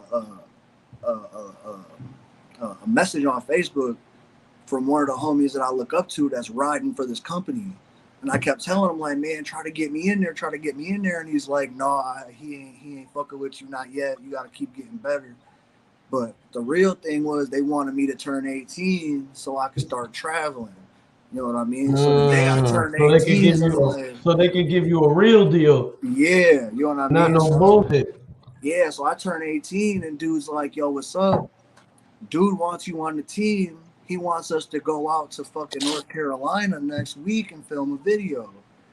And I'm like, North Carolina? You know what I mean? I ain't never traveled to ride bikes. So I'm like, at least out of Ohio, you know what I mean? Like, I've been to contests, like, and shit like that, but, like, not, like, a video, you know what I mean? I'm going and staying with this dude that rides for the same team as us, and he's about to just show us around North Carolina. We're in Charlotte. So we're right in the mix, you know what I mean? We're going to all these little, like, concrete skate parks built by skateboarders, like, that are just under bridges and shit, like, riding the University of North Carolina's fucking campus, and, like, that shit, once I did that, it was over with. Like, you couldn't tell me shit. I was riding no matter what. Right. New York, like, there was I went to a contest in New York my sponsor put on, and they had Red Bull and Monster both there passing out cans and shit, like, you know, trying to, like, advertise themselves, but they had the girls with them, like, you know, like the UFC bitches with the cars that wear the Monster. They had bitches like that there, you know what I mean? So I'm like, ooh. Like, damn, look at these hoes, you know what I mean? And I'm winning the contest. So all the little kids, I'm signing autographs for little kids and shit. Like, this shit was lit, you know what I mean? Like, super lit. And afterwards, we're going to a party, you know what I mean? So I'm inviting the monster hoes and shit. And, like, the next time I go to a contest is in a different part. And there's more monster hoes, but they got areas where they work. So I'm going to a new state, it's whole new bitches, but they all know each other because, like, the headquarters or however the fuck it works. So they're like, oh yeah, you know Cindy, or you know motherfucking Ashley. And I'm like, yeah. They're like, oh, they told me about you. Okay, you're the kid from Ohio. I'm like, yeah. And they're like, all right, well, what are you guys doing later? So I'm fucking around fucking these monster hoes and fucking kicking it and shit. It was amazing. You should round up vids and pics of you riding and post that. That's my friend Carlita right there. He said you should round up videos and pics of you riding and past that. Yo, that's a fact. Me too. Like, make sure y'all smashing that like button too, man. Y'all sharing his video, man, and y'all make sure y'all fucking subscribing too, man. For real. And we live on YouTube, Twitch, Facebook, all that. I mean. All that. Carlita, crazy, share. Like and share, Carlita. Yeah, this is crazy right now. So all right, so now you're getting lit, you're chilling with this lit dude, and then what happens? Shit. He gives you kind of like the clout that you need to kind of go to the next level. Is that what happens? Yeah, pretty much. Like I took it like once I had a team behind me and I was getting free parts and kids were knowing who I am in different states and shit. Like I'm going to a contest and there's kids like, oh, I just seen your new video, blah blah blah, and I'm like, damn, for real, like way out here. I'm like, this shit is cool as fuck. You know what I mean? Like That's dope. Getting like making all these friends, like my Instagram, my Snapchat, my Facebook starts popping because every time I'm at a new contest, I'm getting fucking 50 to 100 friend requests, and then I'm going somewhere else doing the same thing, like, and people are just like they're fucking with me, like how like my YouTube video I posted yesterday. I was not expecting. I think I'm at like 850 views already. It's only been a day. Like, you know what I mean? Like, I got like 35 subscribers in a day. I expect to have 3. I was expecting to have to grind hard as hell just to get a few hundred likes. And this shit is like people are supporting me crazy and I'm fucking with it. Exactly. It's hard, bro. It's hard, bro. It's not easy. It's not easy. Yeah, for sure. Also, too, bro, you're telling your story, bro. You know what I mean? Like, bro, not a lot of people get over addiction. You feel me? No. Not everybody can get over addiction, bro. Like, that shit is serious, bro. Like, I mean, like, I got loved ones, you know what I mean, that ain't never coming back. It's over. Yeah, I feel you. Like, I've lost so many people, like, one of my best friends, his little sister, she grew up with us, you know what I mean? Her name was Sam. I was in the hole on Christmas last year when I was in the joint. And I called my mom's and I'm like, blah, blah, blah, Merry Christmas, this, that, the third. And she's like, I got to tell you something. And I'm like, what's up? And she's like, someone died.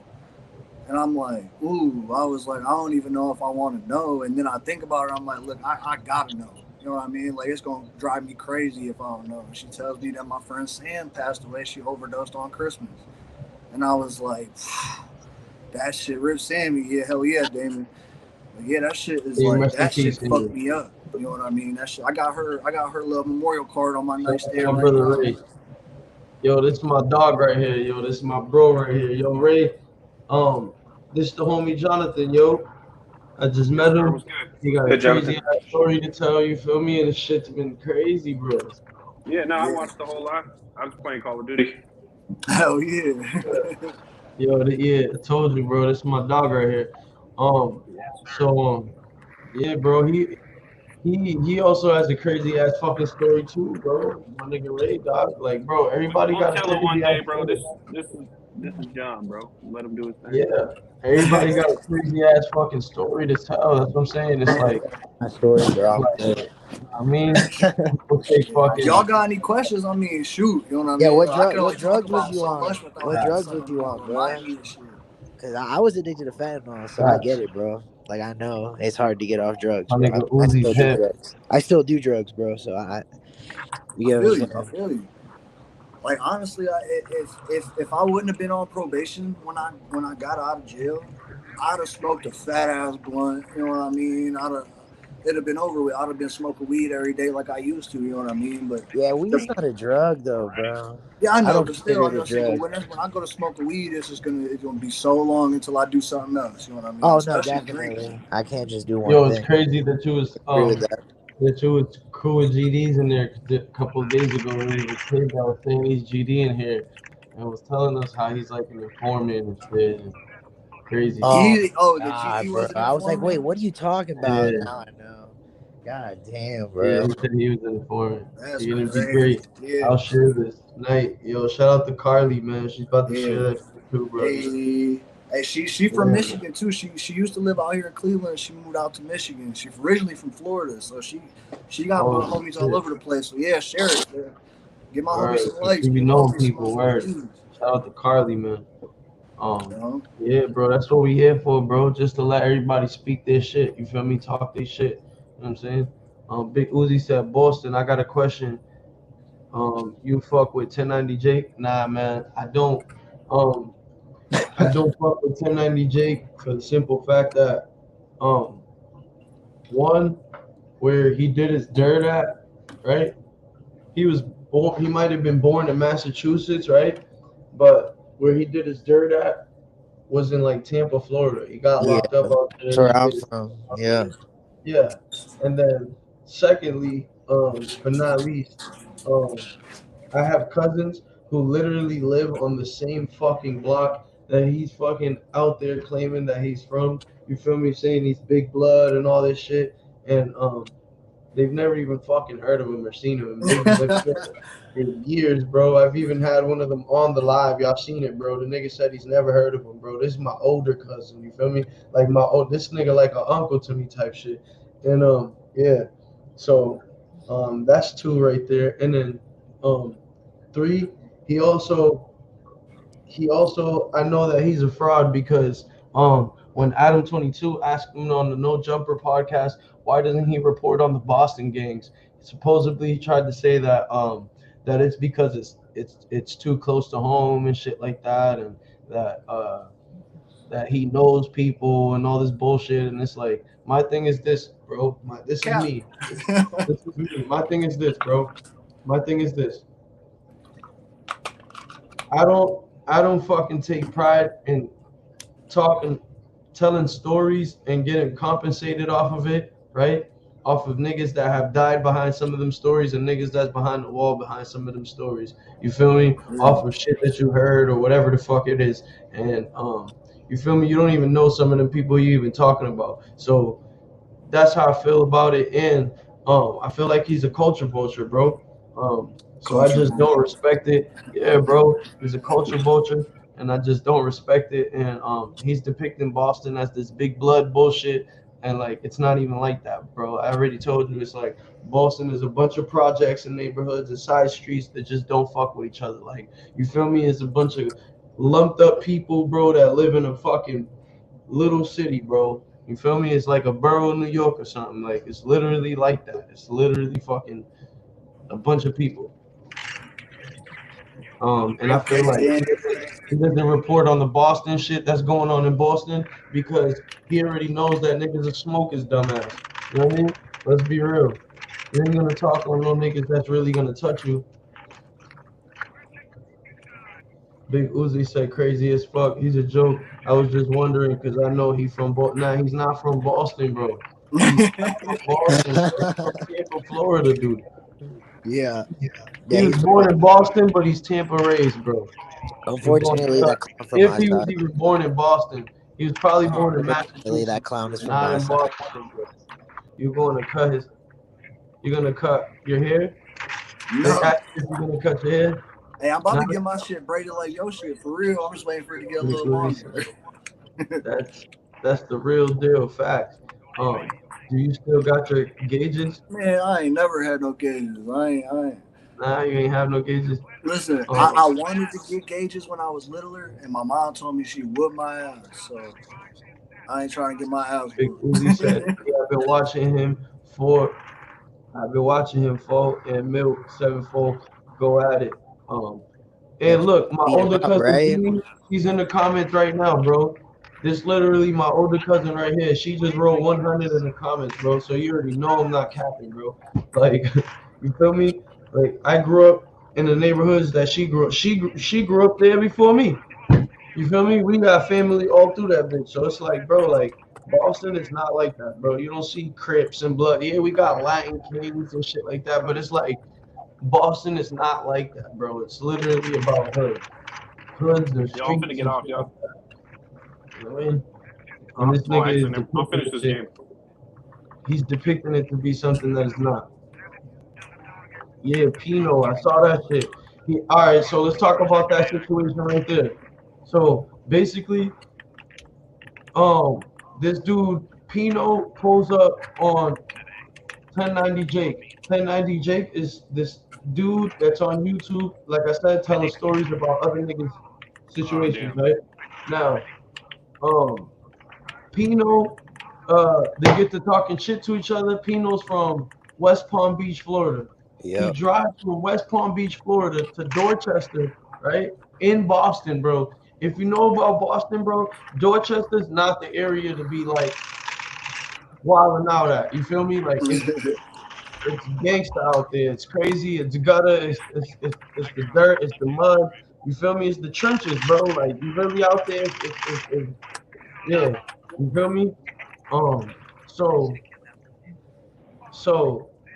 nigga pulls up, beats up 1090 Jake in front of the building, in front of the neighborhood that he's claiming, And this is the neighborhood where my cousins live, bro. They never even heard of this dude, bro. And this is on live, bro. You get beat up on live, bro. I'm not, yeah. You can't come back from that. Yeah, in front of the fucking the building or whatever the fuck. Dude pulls off, and yeah, then months later he comes out with paperwork saying that the dude Pino's a rat. I mean, even if he wasn't a rat, bro, the nigga pulled up and beat your ass, bro. You got beat up by a rat. You feel me? Like, and you're portraying Boston to be something that it's not, bro. I just don't respect that. And you're benefiting, profiting, getting compensated off of telling other niggas trauma, bro, other niggas stories, bro. Them niggas ain't there to verify that shit. You don't even know them niggas, bro. He be talking about niggas that be all the way in Cali and shit, bro. You be like, come on, bro. Even Adam 22, bro. Sometimes I feel like he's a culture vulture, bro. You used to be talking about BMX and shit, bro. Why the fuck are you talking about all these niggas losing their lives and dumb shit? You feel me? Like, these niggas living the BMX life like you that need to be telling their story on his type of platform. You see what I'm saying? Instead, he's getting compensated and benefiting off of telling these young minority fucking kids coming from the trenches, bro, that's losing their lives, bro. You feel me? And then he goes on these platforms and the shit that he's asking them is yo, I heard fucking you, John, you still got beef with Ray, bro. And what happens if you guys bump into each other and this and that? Like, bro, I don't respect shit like that, bro. Like, these dudes are culture vultures, bro. Like, I'm not with that shit, bro. Like, you know what I mean? Like, this is we live in a different times where like, they said that was Devin. LOL. They said that was Devin. What was Devin? That asked about the game. Lumped them up. Facts. But yeah, bro, I just feel like, bro, like there's more out here you could tell. There's so many people's stories out here you could tell, or so much shit you could talk about besides bullshit like that, bro. Like you know what I'm saying? Like, come on, bro. Come on, bro. I'm not with that. We just saw a kid get beat up that was trying to be a pimp on the show, and they beat him up. Did y'all see that? No. Yeah. Like, come on, bro. Oh, you talk about Adam 22 shit? Yeah, on the Adam 22 show. Yeah, the dude who just got stolen like a couple days ago. Yeah, like that's a kid, bro. Like, come on, bro. Like, I'm not with none of that shit, bro. Even before that, bro, didn't the dude get spit on? Yeah, he got spit on that beat up. Lena the plug. Let so many hood dudes running that. It's like, bro, you came up on this BMX shit, right?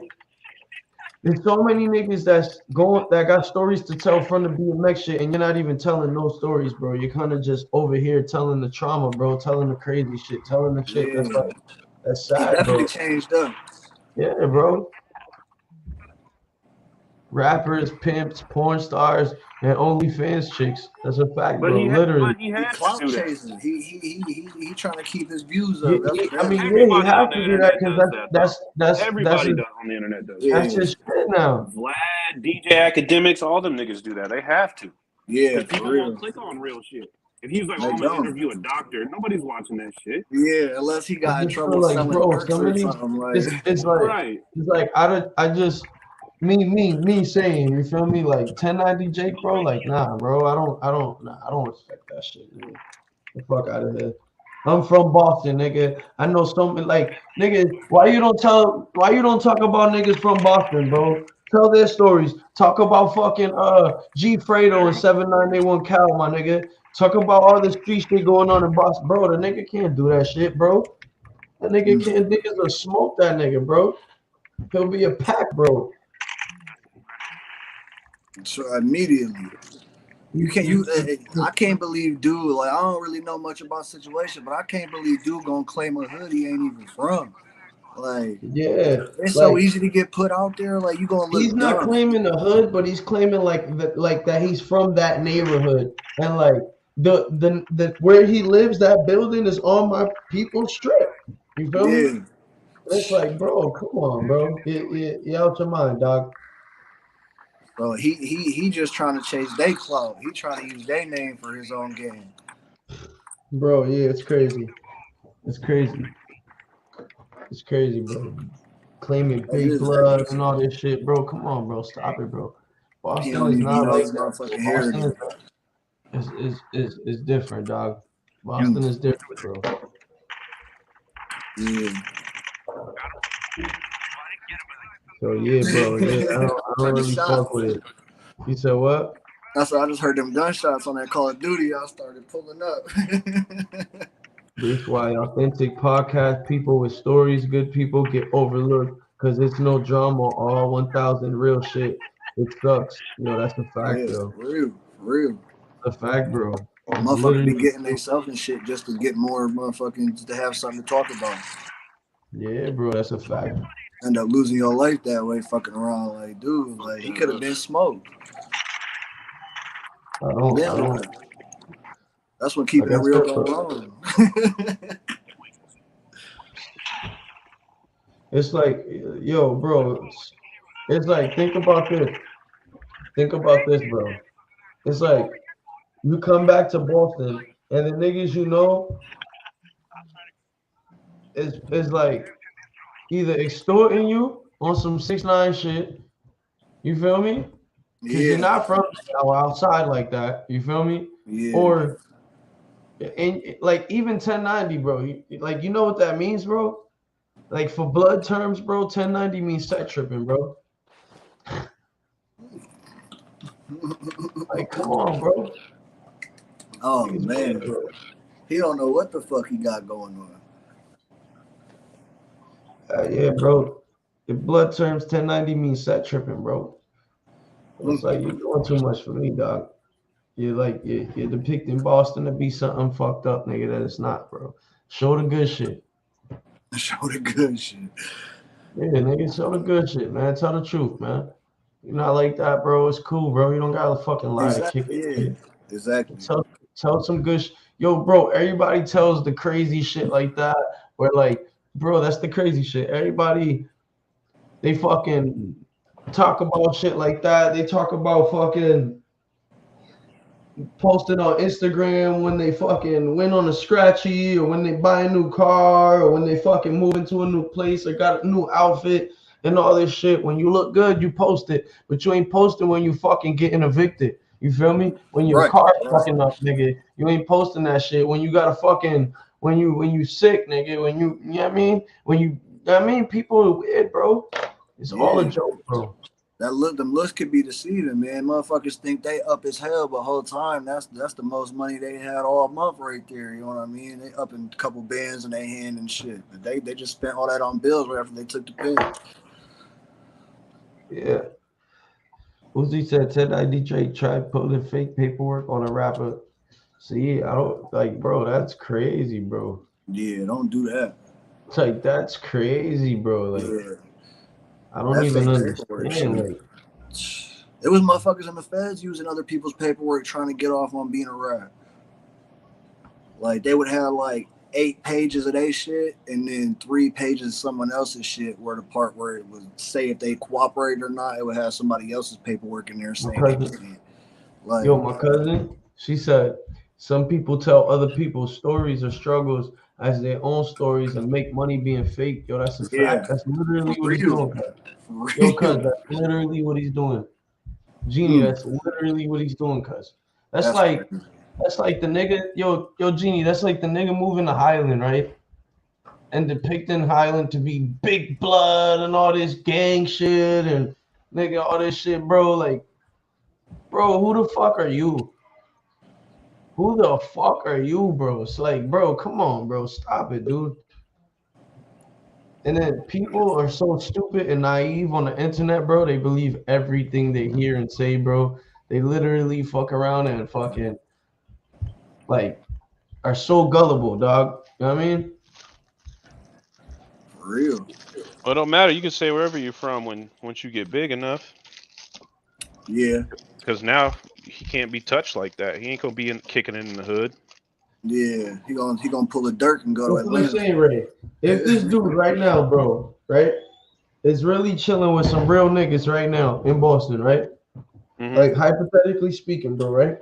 They're either extorting the nigga, you feel me? Because that's what happens, right? You're this white boy from Tampa, bro. You're not from Boston, bro. You feel me? The niggas, like, come on, bro. Hey, some niggas lie their way to the top, bro. Let me see where he was even at. Let's look at some facts before we even get to talking shit. Crazy thing is, I'm from Tampa, bro, and I know a lot of motherfuckers in Tampa, bro. Like, I know everyone, and I've never heard or seen this dude before, ever, dog, ever, nowhere, bro. I've been everywhere in Tampa. I used to get fucked up, bro. I'd stay up for days. Look, bro. Like, I'd be Real everywhere. shit. The nigga's not even from Boston, bro. The nigga was born in Malden, Massachusetts, then raised in Tampa, Florida, it says, bro. 1090 was arrested in Sulphur Springs neighborhood of North Tampa for carrying a concealed firearm. Bro, you got caught with a hammer, bro. Come on, bro. Gun charges. Like, bro, what makes this nigga so, like, come on, bro. Stop it, G. Stop it, G. What does he stop? What? What do you want him to stop? The nigga's capping, bro. The nigga be capping for the internet, bro. Niggas is asking me on the live. Niggas is asking me in the comments about him. No, I'm saying, like, what he's just capping about where he's from. Is that what you're saying? Stop. It's like Brody. It's like Brody. Let's say, where are you from? What part of Seattle are you from, bro? West Seattle. West Seattle. And your neighborhood. West Seattle and Tacoma, Washington. Tacoma, right? All right. So let's say that's his block, right? His neighborhood, bro. You grew up there, right? Born and raised there, bro. You got so much family there, bro, right? Out of nowhere, this kid from fucking Tampa, Florida moves out there, bro, and starts fucking just depicting your neighborhood to be some shit. Like, bro, come on, bro. Like, and then he starts telling these stories that's like, bro, let's say I don't know you, right? This nigga's telling stories like about your situation, niggas that you know that died or behind that wall, behind them situations, bro. That shit's corny, bro. Like, and then they asked them on the No Jumper podcast, why don't you talk about the Boston shit with this nigga 7981 Cal and this nigga G Fredo? You feel me, bro? I know G Fredo's cousin. That's my boy. You feel me? He was on this podcast before. You feel me? That's my bro. You know what I mean? And the nigga don't want to talk about situations like that because niggas know niggas will touch them. You feel me? But you'll benefit off of these other stories and motherfuckers you don't even know that live halfway across the country, bro. I don't respect shit like that. You depicting the neighborhood to be some big blood shit. It's not no big blood shit, bro. Nah, Hyping everybody shit puts up, that on that's the fake. internet, bro. That's all I'm saying. Never experienced or did. No bullshit. That's what the internet is now. I just Googled it, bro. The nigga's from Malden, Massachusetts. That's where he was born. Come on, bro. He said go fuck with Slim Jesus. The nigga's not even from Boston, bro. Yo, we'll have no Slim Jesus slander on this podcast. I better pray to God in my shit jam. For real, bro. Bro, niggas is crazy, bro. Uzi know he was bumping that shit when it came out. I don't entertain that nigga's channel, bro. When it came out. No, I don't watch his shit either. And it's like you come from that like gangsta ass background. Basically, every video you telling on somebody. Yeah, thank you, bro. It's like, bro, some of these niggas is fighting cases behind some of these stories you're telling. You feel me? And now Adam got him on a platform like Adam's worse. Bro, that shit's dumb, bro. This what I'm saying. Niggas give clout to these stupid motherfuckers. Adam became worse than fucking DJ Vlad. Facts, bro. Adam not even from Boston, bro. Adam be saying sometimes he from Boston, bro. The nigga from New Hampshire, bro. Yeah. That nigga's from Nashville, New Hampshire. His shit, he lost control of his podcast, bro. Them niggas took it over. Yeah, bro. Yeah. Them niggas be disrespecting them and all type of shit too, bro. Oh yeah, bro. They extorting them basically. From LA, right. He's getting extorted by the Crips. Guaranteed. Like that, bro. I don't subscribe to shit like that. I don't like. You know what I mean? I don't give clout and likes to niggas like that, bro. I don't. That nigga's fucking cornball, bro. That shit's whack to me, bro. I don't respect it, bro. I got an uncle fucking facing life right now, bro. How the fuck would you feel if you know? How the fuck would you feel, bro? It's a nigga telling your story right now. You trying to come home. This nigga talking about your story on YouTube, having millions of views. You trying to come home, nigga. This nigga making money off of your shit. Yeah, I mean that's especially the way if it goes. Name dropping and shit. Like these hood reporters, bro, they became like the new news, bro. Like it started with DJ Academics when he did the War on Chirac. He was literally like dissing niggas and shit. They was dying like every day, and he would report on that shit. And it was just I feel like keeping them ops from out there from Chirac was getting info off of just watching this podcast, nigga. Like, oh yeah, exactly. You had to drop off of this nigga's episode yesterday. Like, you feel me? Think about it, bro. I bet you he's responsible for a lot of that. Because then, you know what I'm saying? If a situation ain't even that big, but then you see it on DJ Academics and they got 1 million fucking views. Now the problem is like, now we got to really do something about this shit. Bro, don't you think it's like rap behavior to like sit there and like try to just do weird shit? Like come on, bro. Like make a presentation of another nigga shit.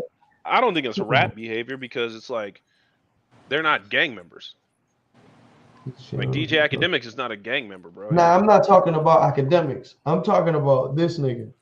Academics don't be portraying that he's a gangster, bro. Academics keep it real. You feel me? He's never tried to be a thug or none of that shit. 1090 Jake is trying to portray this shit. You feel me? He's trying to portray the city to be like that. You feel me? That he's not even from.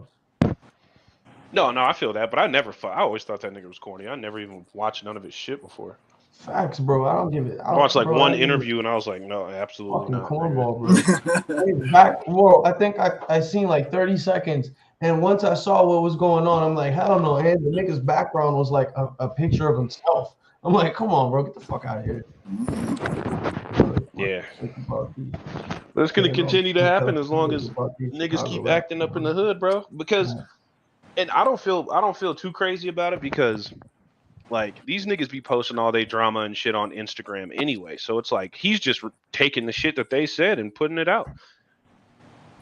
Shit, Lil Baby don't have him smoked.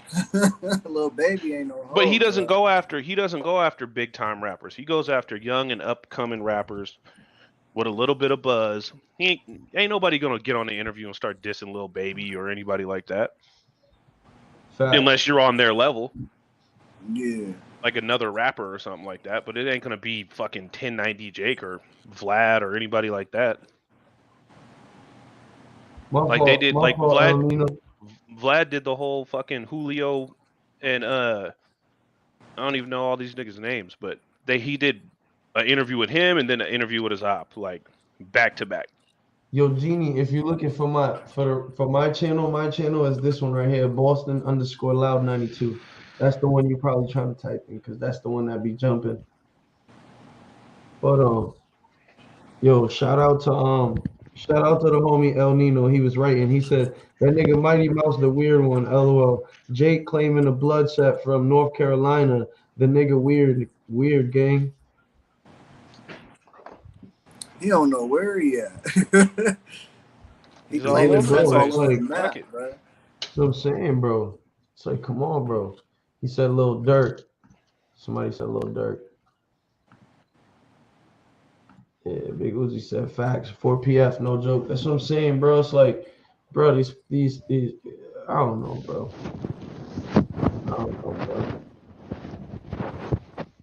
People be wilding out, bro. Like, do anything for clout, anything for some type of recognition, anything for some type of like, you know what I mean, bro? I'm good, bro. Ain't no point, man. You can't be real, man. It's pointless. And you can literally, you know what's the crazy part? You can literally see the change in the nigga too. Like the nigga got 100 chains on now. You feel me? He kept mentioning bro, he got some breads, and don't tell me you wouldn't do the same thing. Remember he kept mentioning the chain, like, you feel me? Like, you feel me? This 100 mil and da. It's like, bro, I wouldn't be proud of doing that type of shit, bro. I don't know, bro. I would give back. What are you doing to give back to some of them niggas? What are you doing to give back to some of them real niggas that you're talking about? Is it his job to do You that. telling my fucking story, bro, without asking my fucking consent, bro, and you over here making mad bread off of my shit, bro. What am I getting out of that shit? Here's the I'm thing: is locked like up. they I'm told fighting their the case. story, and the police confirmed their story. So he's just reading like public information. Nah, this nigga goes in, bro. This nigga goes in, I mean, bro. I don't watch his shit, but I mean that's what all these other people do. Like They this just nigga read goes public in, information. bro. Like when somebody gets arrested, bro, everyone knows that this nigga got arrested. Everybody. It's on academics. Nah, that's facts. That's Number. definitely facts. Or if he's getting, raided or RICO charges with Young Thug and all them, and that shit it's just everywhere. Everybody's nosy. Right. The internet is a nosy place. Yo, I ain't gonna be surprised somebody get with him. That's all I'm saying. Man, they might fight him, bro. But this is what they was talking about with all the extortion shit too. Like, why do we extort all these rappers, like these black rappers? We don't extort Tom Cruise and shit like that when he come to the fucking city. We don't extort these rich white Hollywood celebs and shit like that. Yo, they be hiding in the Hilton. That's why that. But we do it to our own people though. So that's part of it. And then like, why don't we have a platform like 1090 Jake or somebody like that where we can tell the real? That's the thing. Like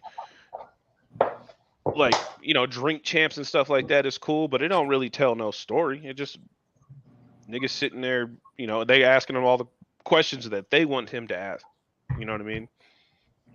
They don't do it for like, get to the bottom of shit. Like a lot of those, like Hot 97 back in the day and all that shit, they could have squashed so much beef, but they feed into it. They feed into it. Right. Instigating it. Yeah, they get 50 Cent up there like, oh yeah, talk shit about fucking Ja Rule and them. Like, let's get crazy. Talk some, fucking the king of trolls. And the shit just escalates. Like, yeah, I used to like back then more than now. It was more organic, bro. Back definitely. Then, when you have to call in on the phone and shit. Yeah, if me and Ray was the hottest rappers right now, we had beef right now. Ain't no fucking going to fucking Facebook or Instagram or Snapchat or whatever the fuck niggas be on Twitter to go fucking talk shit about how we feel. Niggas is about to hop on the radio. You ain't about to hear about nothing until niggas drop a diss track or hop on the radio talking shit about each other. Like, yo, this nigga's live right now, nigga. You gotta call in, bro. Now motherfuckers go back and forth on Instagram and shit, bro. Yo, 50's on the radio right now arguing with niggas, bro. You feel me? Like, come on. Yeah, bro. Times have changed, bro. Times have changed, bro. Niggas be looking for clout. Niggas be arguing about, yo, bro, look at Bobby Shmurda. He just said on IG Live yesterday he'll boom on this nigga NBA Youngboy on live, bro. Yeah, he did. NBA he deleted his Instagram earlier. That's what I'm saying, bro. Niggas do anything, bro. Niggas do anything, bro. He said, yo, when I see Whack 100, I'm going to boom you on camera. Yeah. Like, bro, what? Yeah. No, he's not, bro. Bobby Shmurda's irrelevant as fuck. He did all that time. Even if you're irrelevant, though, bro, why are you even, one good like, song. come on, bro. Like, why are you even, like, come on, bro. Because he needs that. He needed Youngboy to respond because now he can make a song about it. And, that's how they work now. That's a fact. What the fuck happened to my shit? Yeah, Shmurda, man. I thought he was trash from the very beginning, bro. To be honest, I never thought he was dope.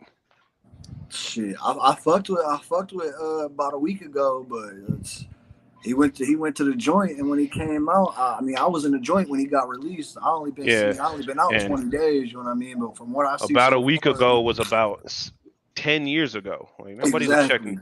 Ain't nobody checking for Shmurda.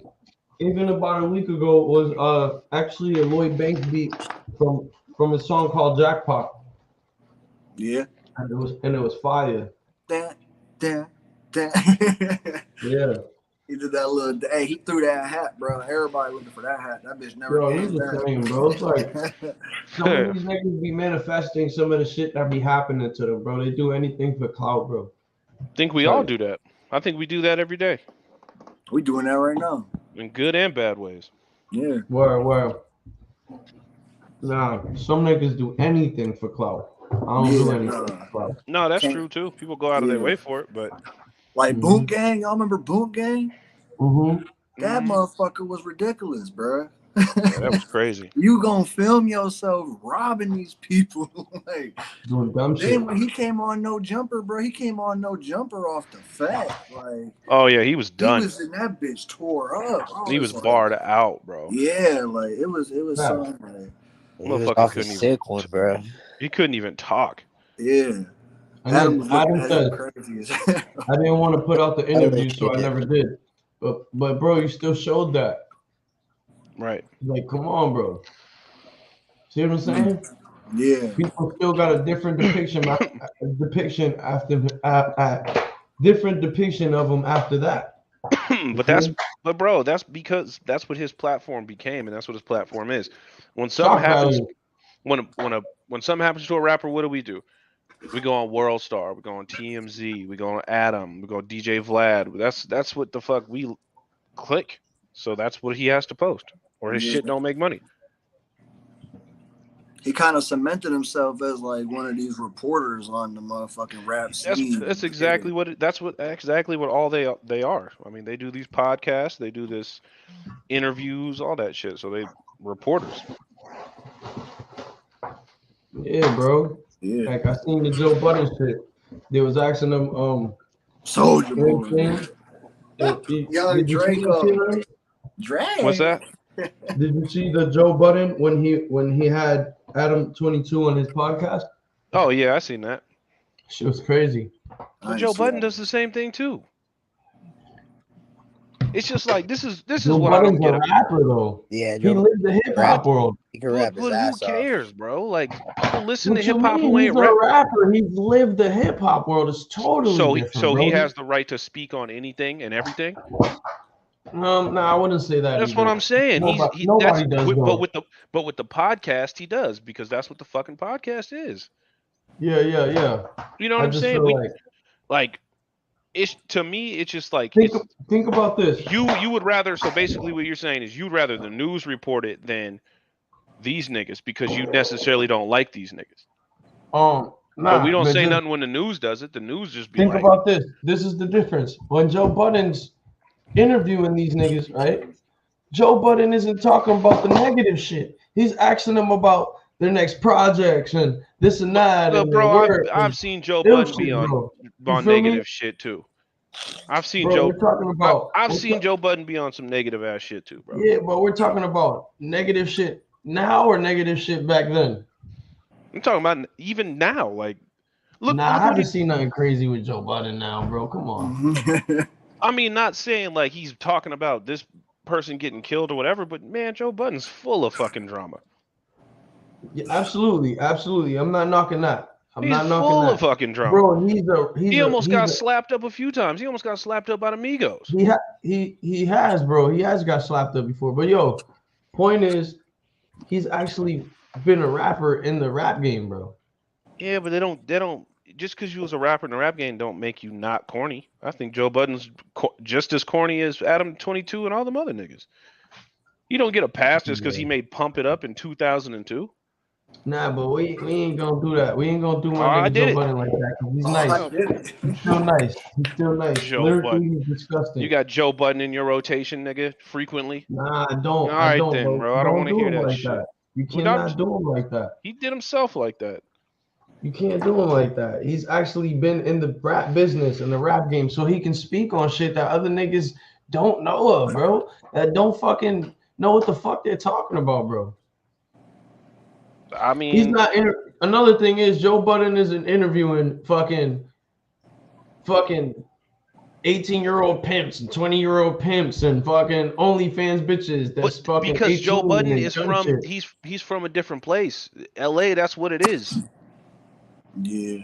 That's where Adam lives at. That's what he gets around about, all the gangs and all that shit. That's just the circle he moves with. Yeah, and they bring. Why doesn't Adam he has a pimp is one of the hosts on his show. Yeah. So yeah, he's gonna interview pimps and hoes and shit. Yeah, but you ever seen him interview anybody? Adam doesn't interview anybody A-list because he doesn't get to.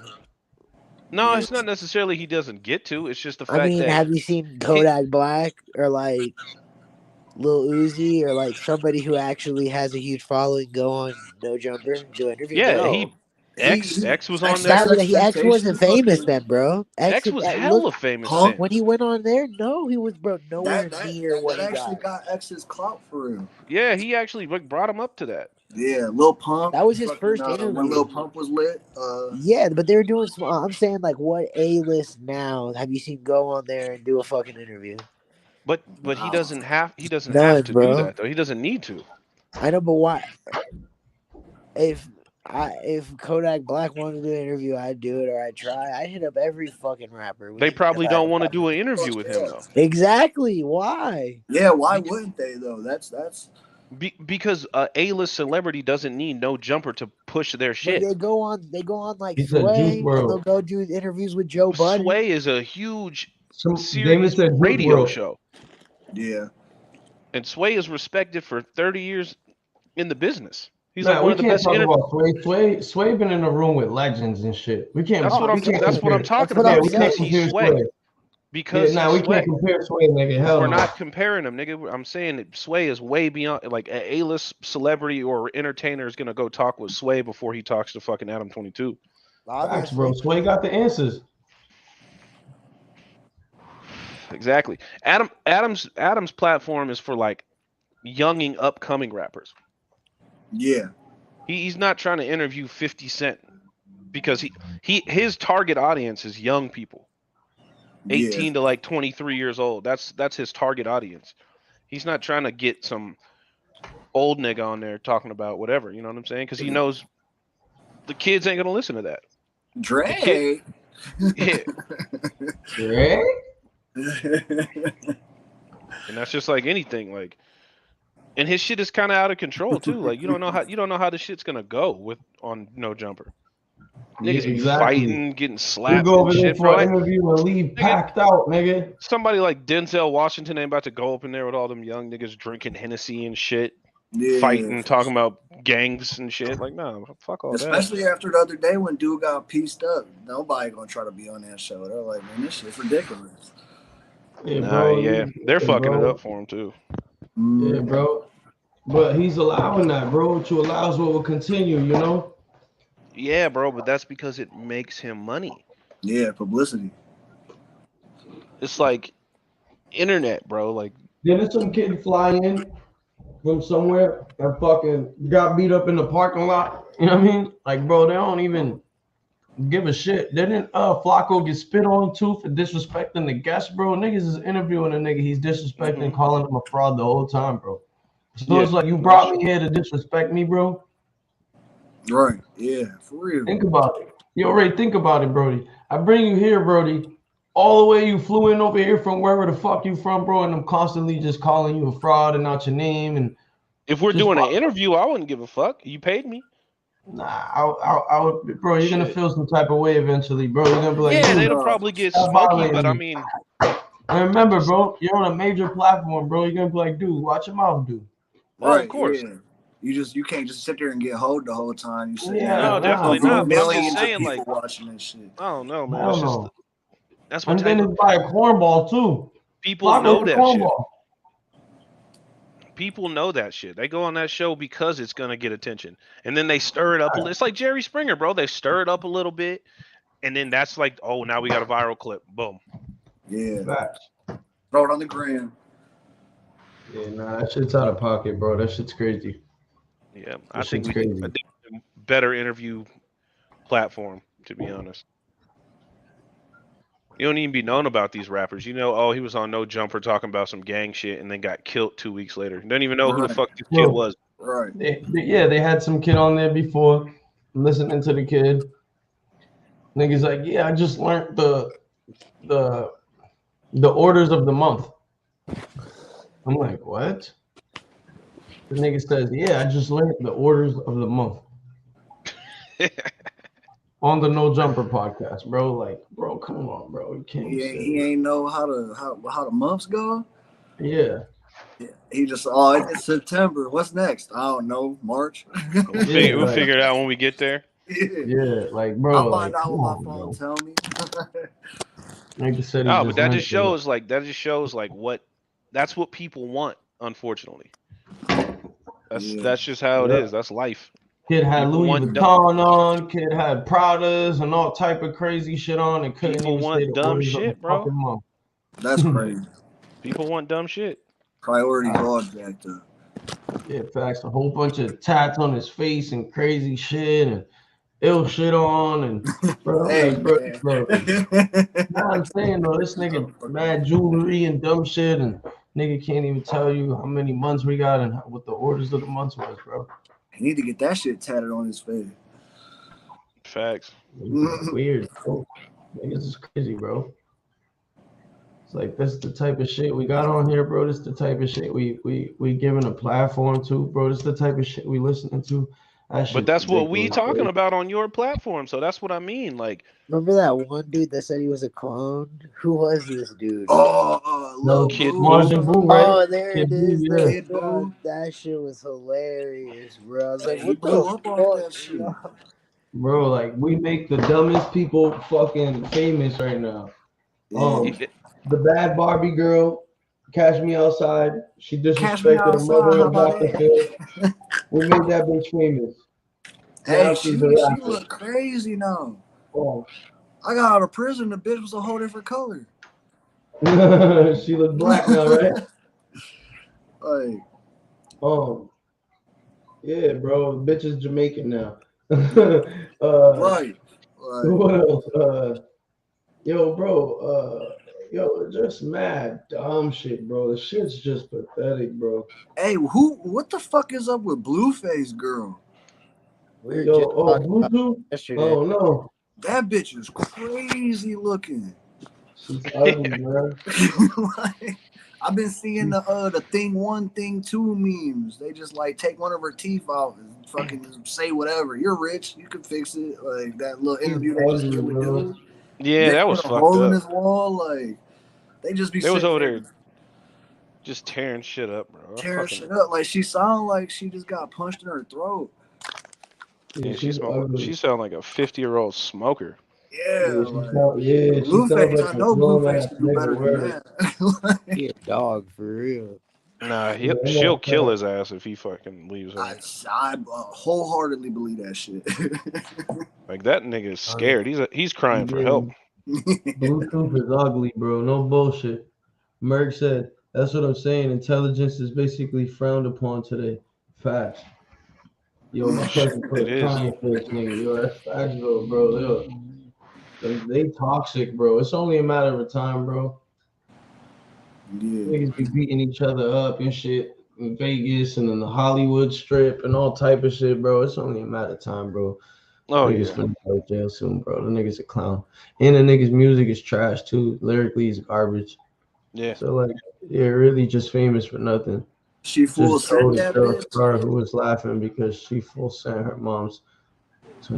What kind of car, though? Yo, Merc, tap in. She thought it was cool putting her social media. Oh, man. What is he talking about? She told her. Oh, well. Yo, I think my boy Merc, remember he's the tow truck driver. I think that's yeah. Okay. He said he just told some chick's whip because he said, I just told a girl's car who was laughing because she full sent her mom's 2022 car. She thought it was cool putting it on social media. Damn, so probably the mom seen that shit. Her mom finna whoop her ass. My mom whooped my ass. I mean, I don't know other people. I've seen some motherfuckers get away. Yeah, bro. I'm 30 years old, bro. My mom walking this bitch right now, bro. Liable to get the shit slapped out of me just cause, bro. What? I gotta eat that shit, bro. That's my mama, bro. Shit, if my auntie slapped me, bro, I gotta respect it. My grandmama slapped me, I gotta respect it, bro. Exactly. But kids ain't like that no more, bro. This generation, yo, bro, I was watching it. My girl start fucking this uncle up and shit like that. Like, I'm like, damn, bro. My family don't be doing shit like that. Niggas don't be fighting over dumb shit. Bro, after like age 17, bro, we never fought anymore. Yeah, bro, it's like you grow out of that shit. When we were kids, bro, yeah, we used to scrap all the time. I used to fight with my sisters and my brother. Yeah. But after a certain age, it was like, the fuck? Niggas, yeah, bro. I be hitting wrestling moves on my sisters when I was little. It was over with. Mm-hmm. Fucking yo, my sister bit the shit out of me when I was a kid, and I still got the mark to this day right here, nigga. Scarred you up. Shit out of me when we was kids. That shit still there to this day. Yeah, but yeah, man. It's like, bro, this generation don't got the same respect as it did before, bro.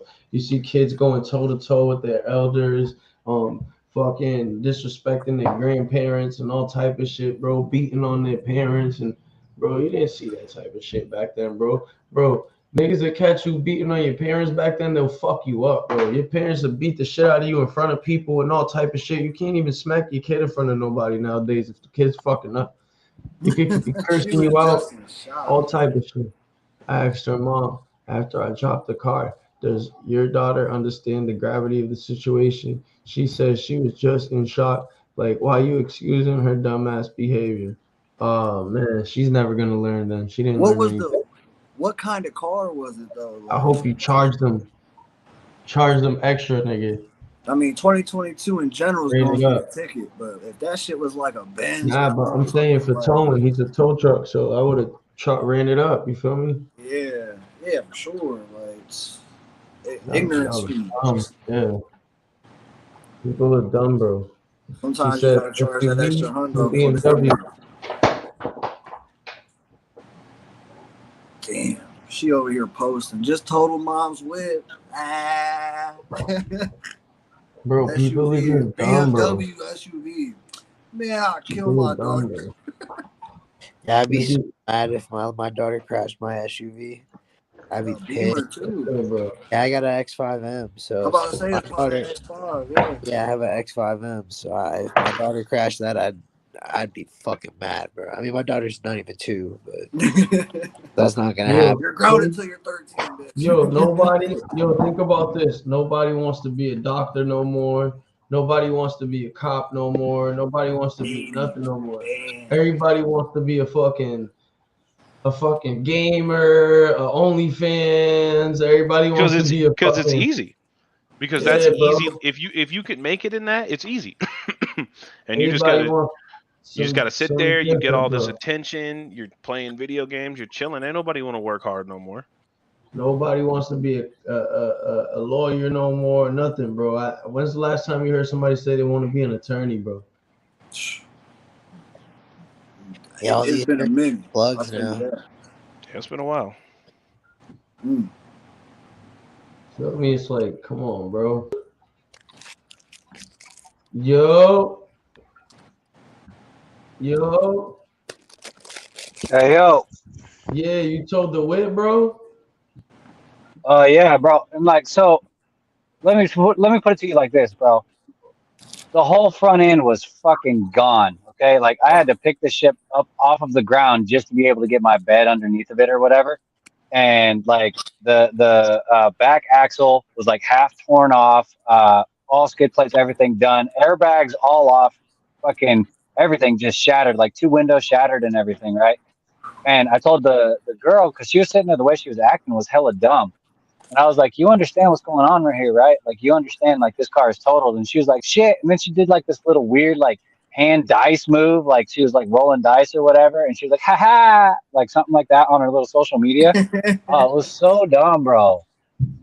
I was getting so mad. And the mom was like, she's just in shock.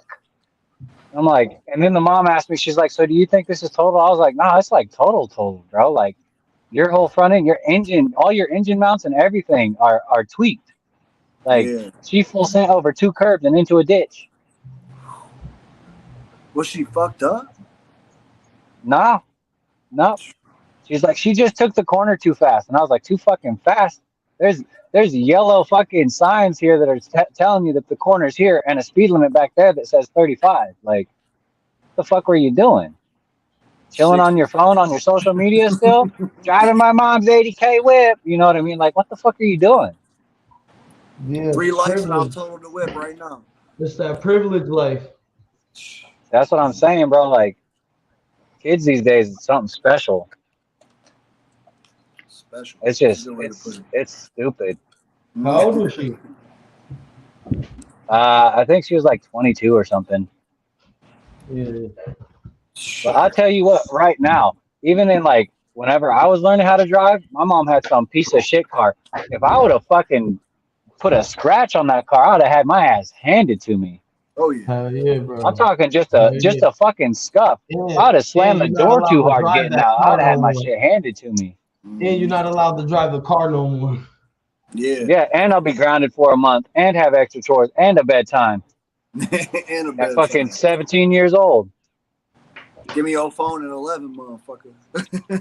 I didn't even have a phone until I was almost 18, and then I got a phone. Okay. Okay. Like that, none of that. There was none of that shit. Huh? We didn't.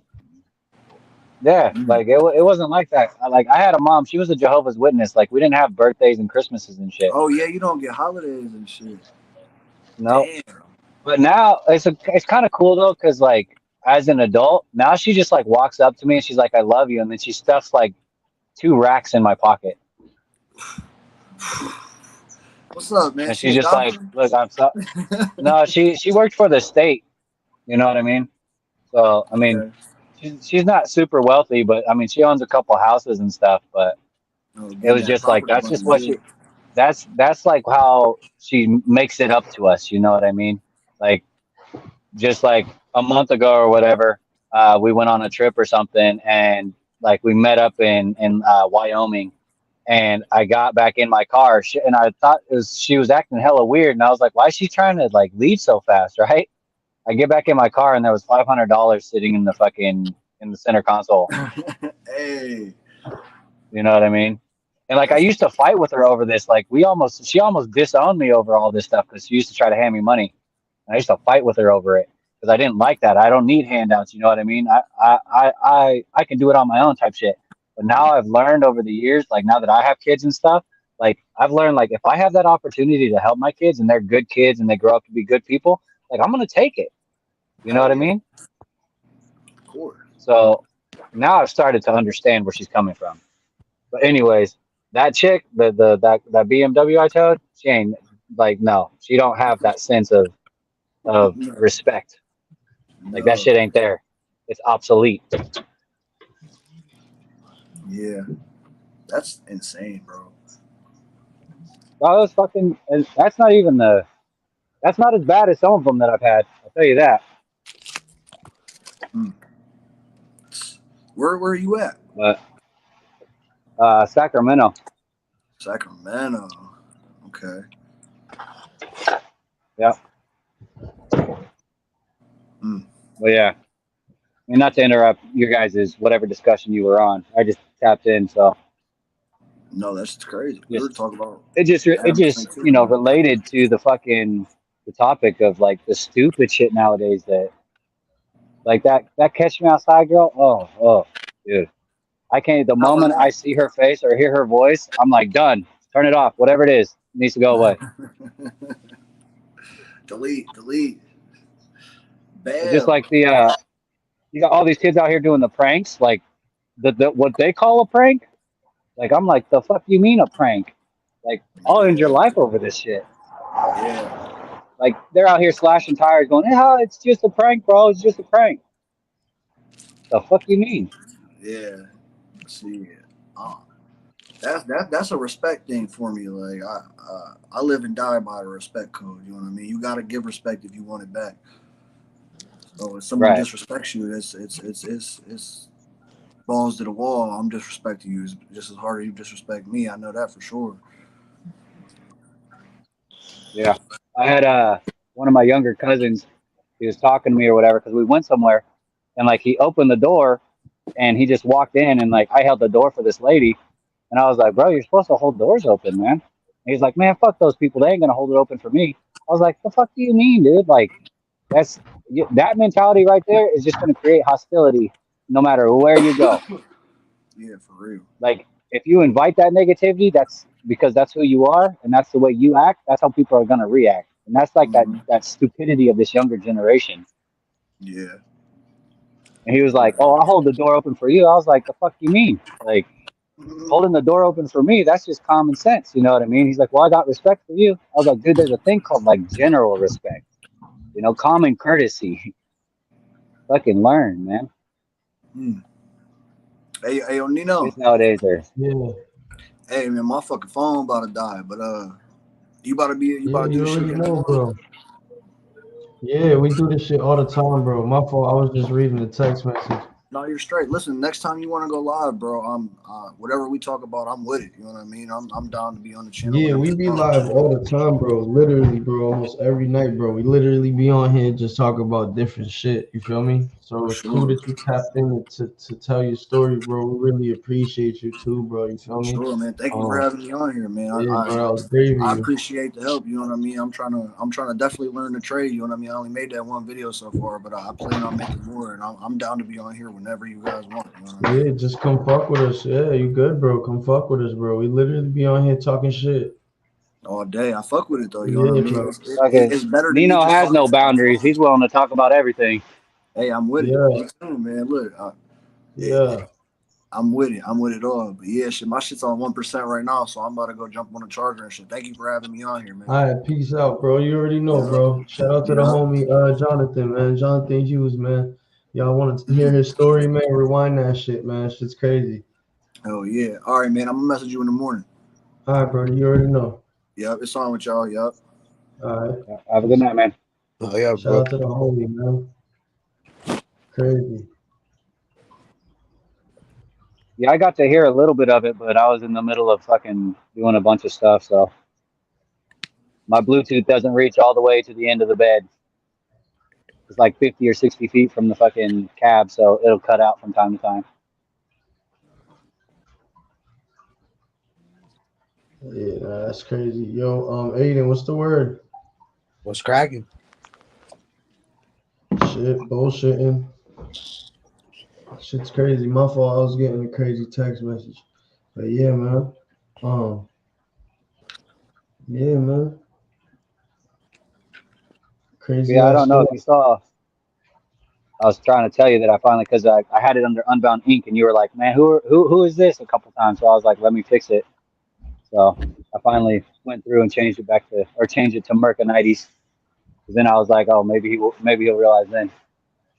Yeah, nah, I knew.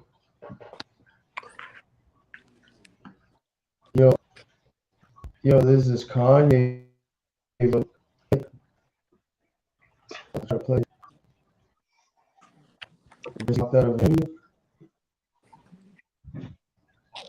know we've been talking about a lot. Talking about what? I know Kanye a lot. Yes, sir.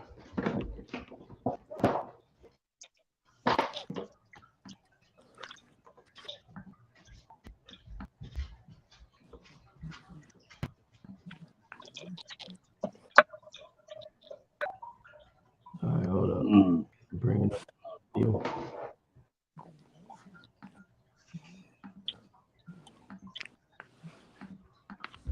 So you walked out of this interview with us. What happened? Shut up.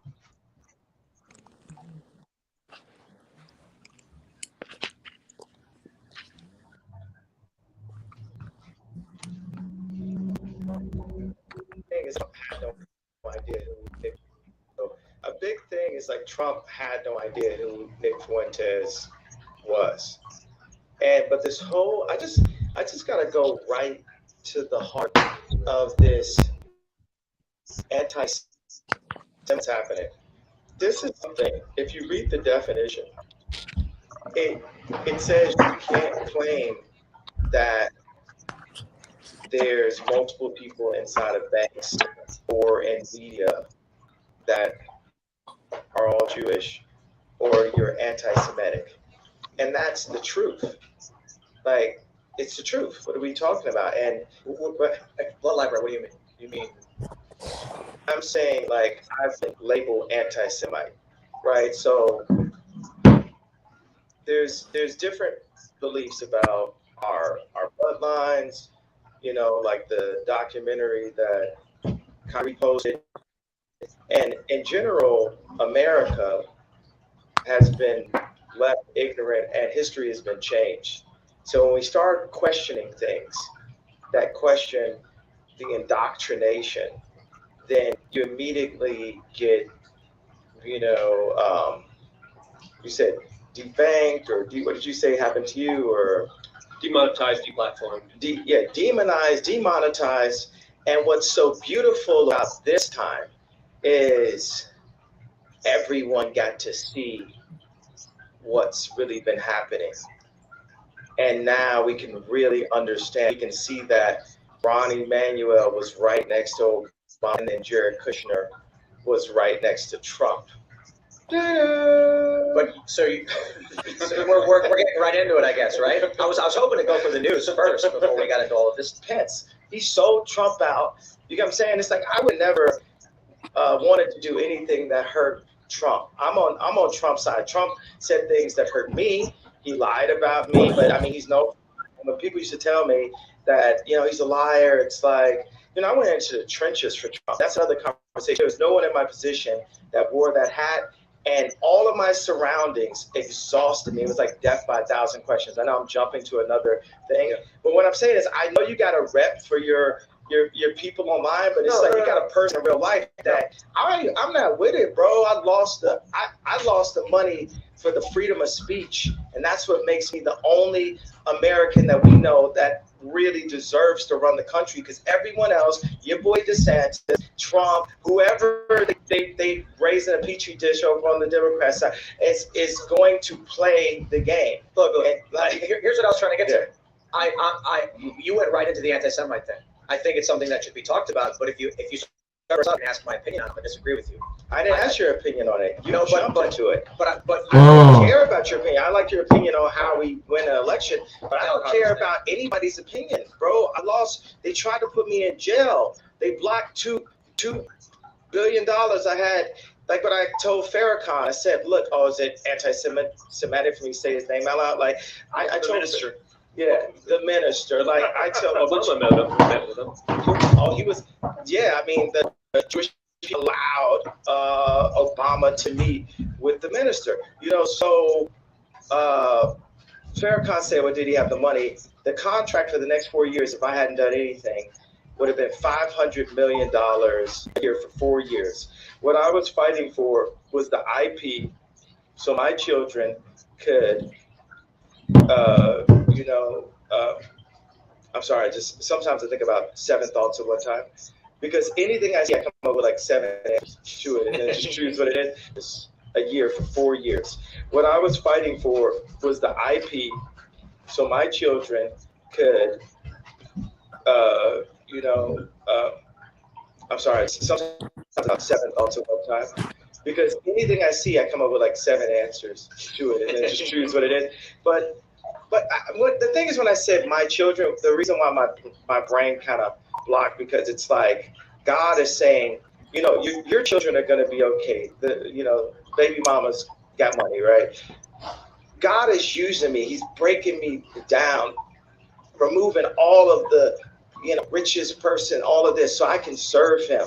And the more and more things are taken away from me, the more I can be empty and be a vessel and be able to be used. And right now, it's like, you're not going to take, if we can't, you're not going to take my pain away, right? The Jewish people say, the Holocaust happened and you can't say anything about it. We can't take their pain away. No one's going to denounce the fact that they tried to lock me up. That's what, because every time I'm just holding stride, and it's like, I thought it was more Malcolm, not more MLK, because as I'm getting hosed down every day by the press and financially, I'm just standing there.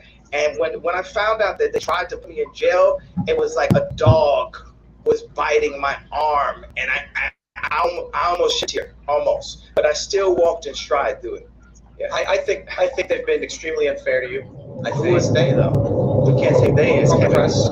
I'm not using the. I don't use the word as the way I guess you guys use. I'm talking it is about them, though, isn't it? I mean, because when you think about it, consider it. In 2018. What do you mean it's not? What do I mean? Like, okay, so how about you leaving? He's on.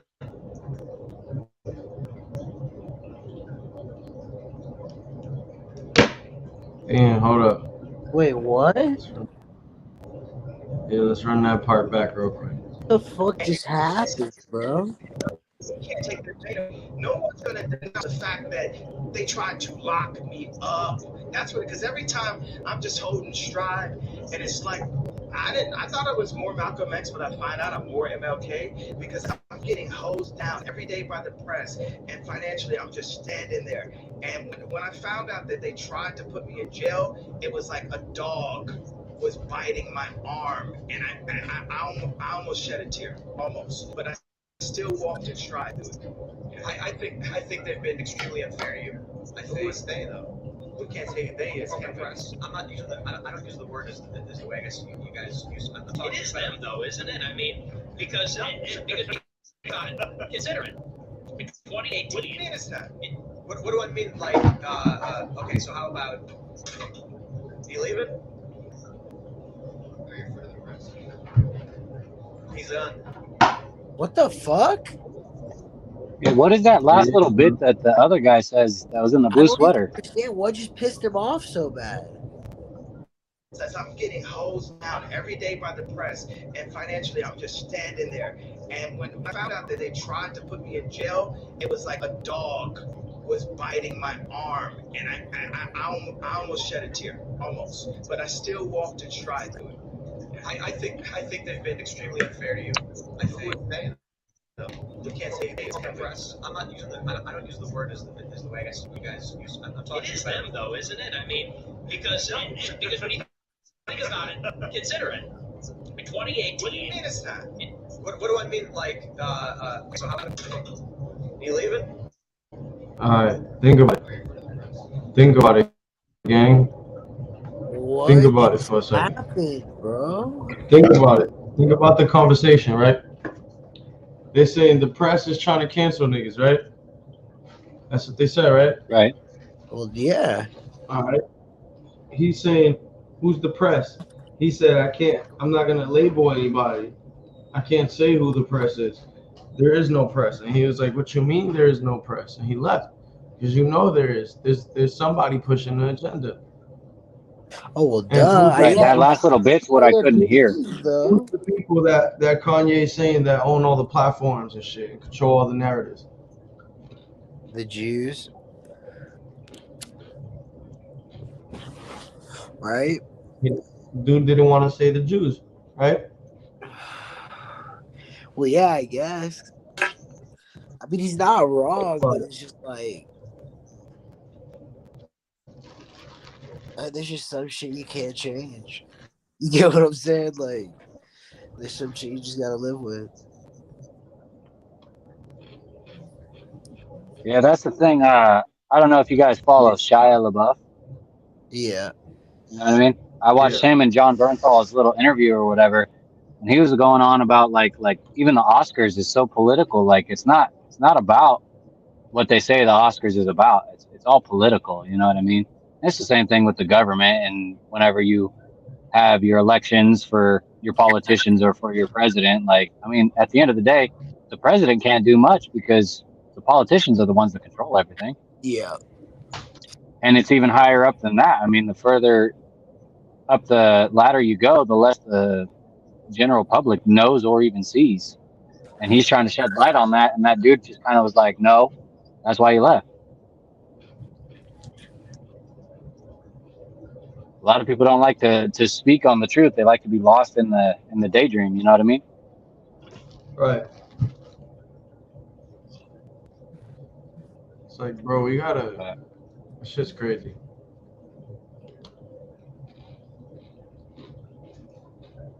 But yeah, there's so much that goes into it, man. And all that happens when you start speaking on this type of shit is it all just turns into people pointing fingers and calling you a conspiracy theorist. And then once that happens, anybody with any weight behind their name, and they say that, you're dismissed. You know what I mean? You're no Or they longer, be right and they come and fucking kill you. yeah, or that.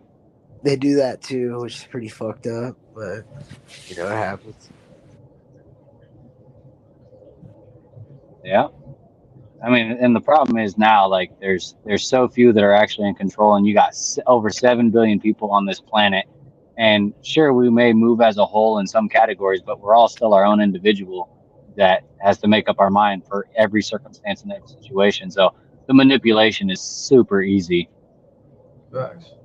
Persuasion is no problem for any of the higher ups. They can alter things ever so slightly. If they fuck up and they expose something that they weren't supposed to, they could change that. They could just be like, oh yeah, no, so and so said this. They were in the hospital for 2 days. They ended up having a stroke. They were confused. You know what I mean? Facts. And the majority is going to believe that and just going to and fall in line.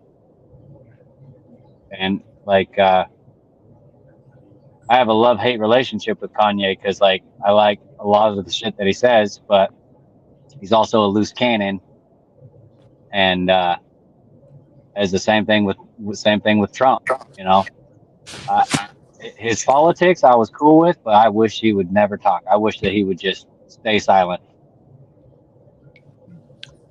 You know what I mean? Like, who's that? Trump? There's two. Yeah. Go ahead. Like the sad truth is where America is right now. We need a businessman. You know what I mean? Right. Somebody that could actually crunch numbers and make shit happen. And like, we just added another $3 trillion to our fucking deficit. Like, what the fuck? And we're out here sending money to all kinds of different countries and shit. Yeah, that's what we do. Remember, we're Earth police, nigga. Yeah.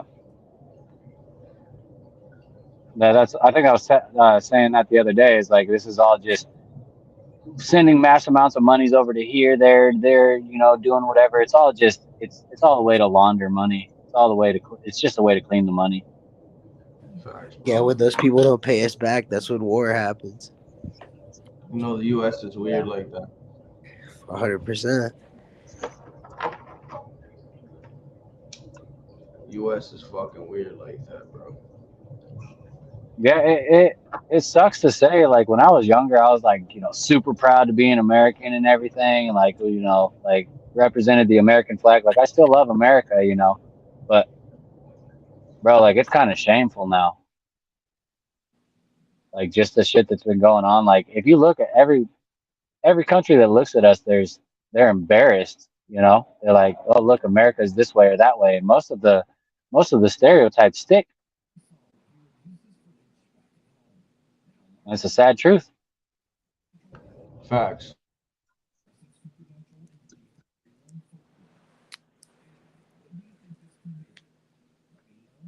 But yeah, at the end of the day, we can't. Honestly, I don't see any way that the masses, the vast majority of people, can really fight those in power anymore. Like, I honestly feel like the claws are in too deep now. You know what I mean?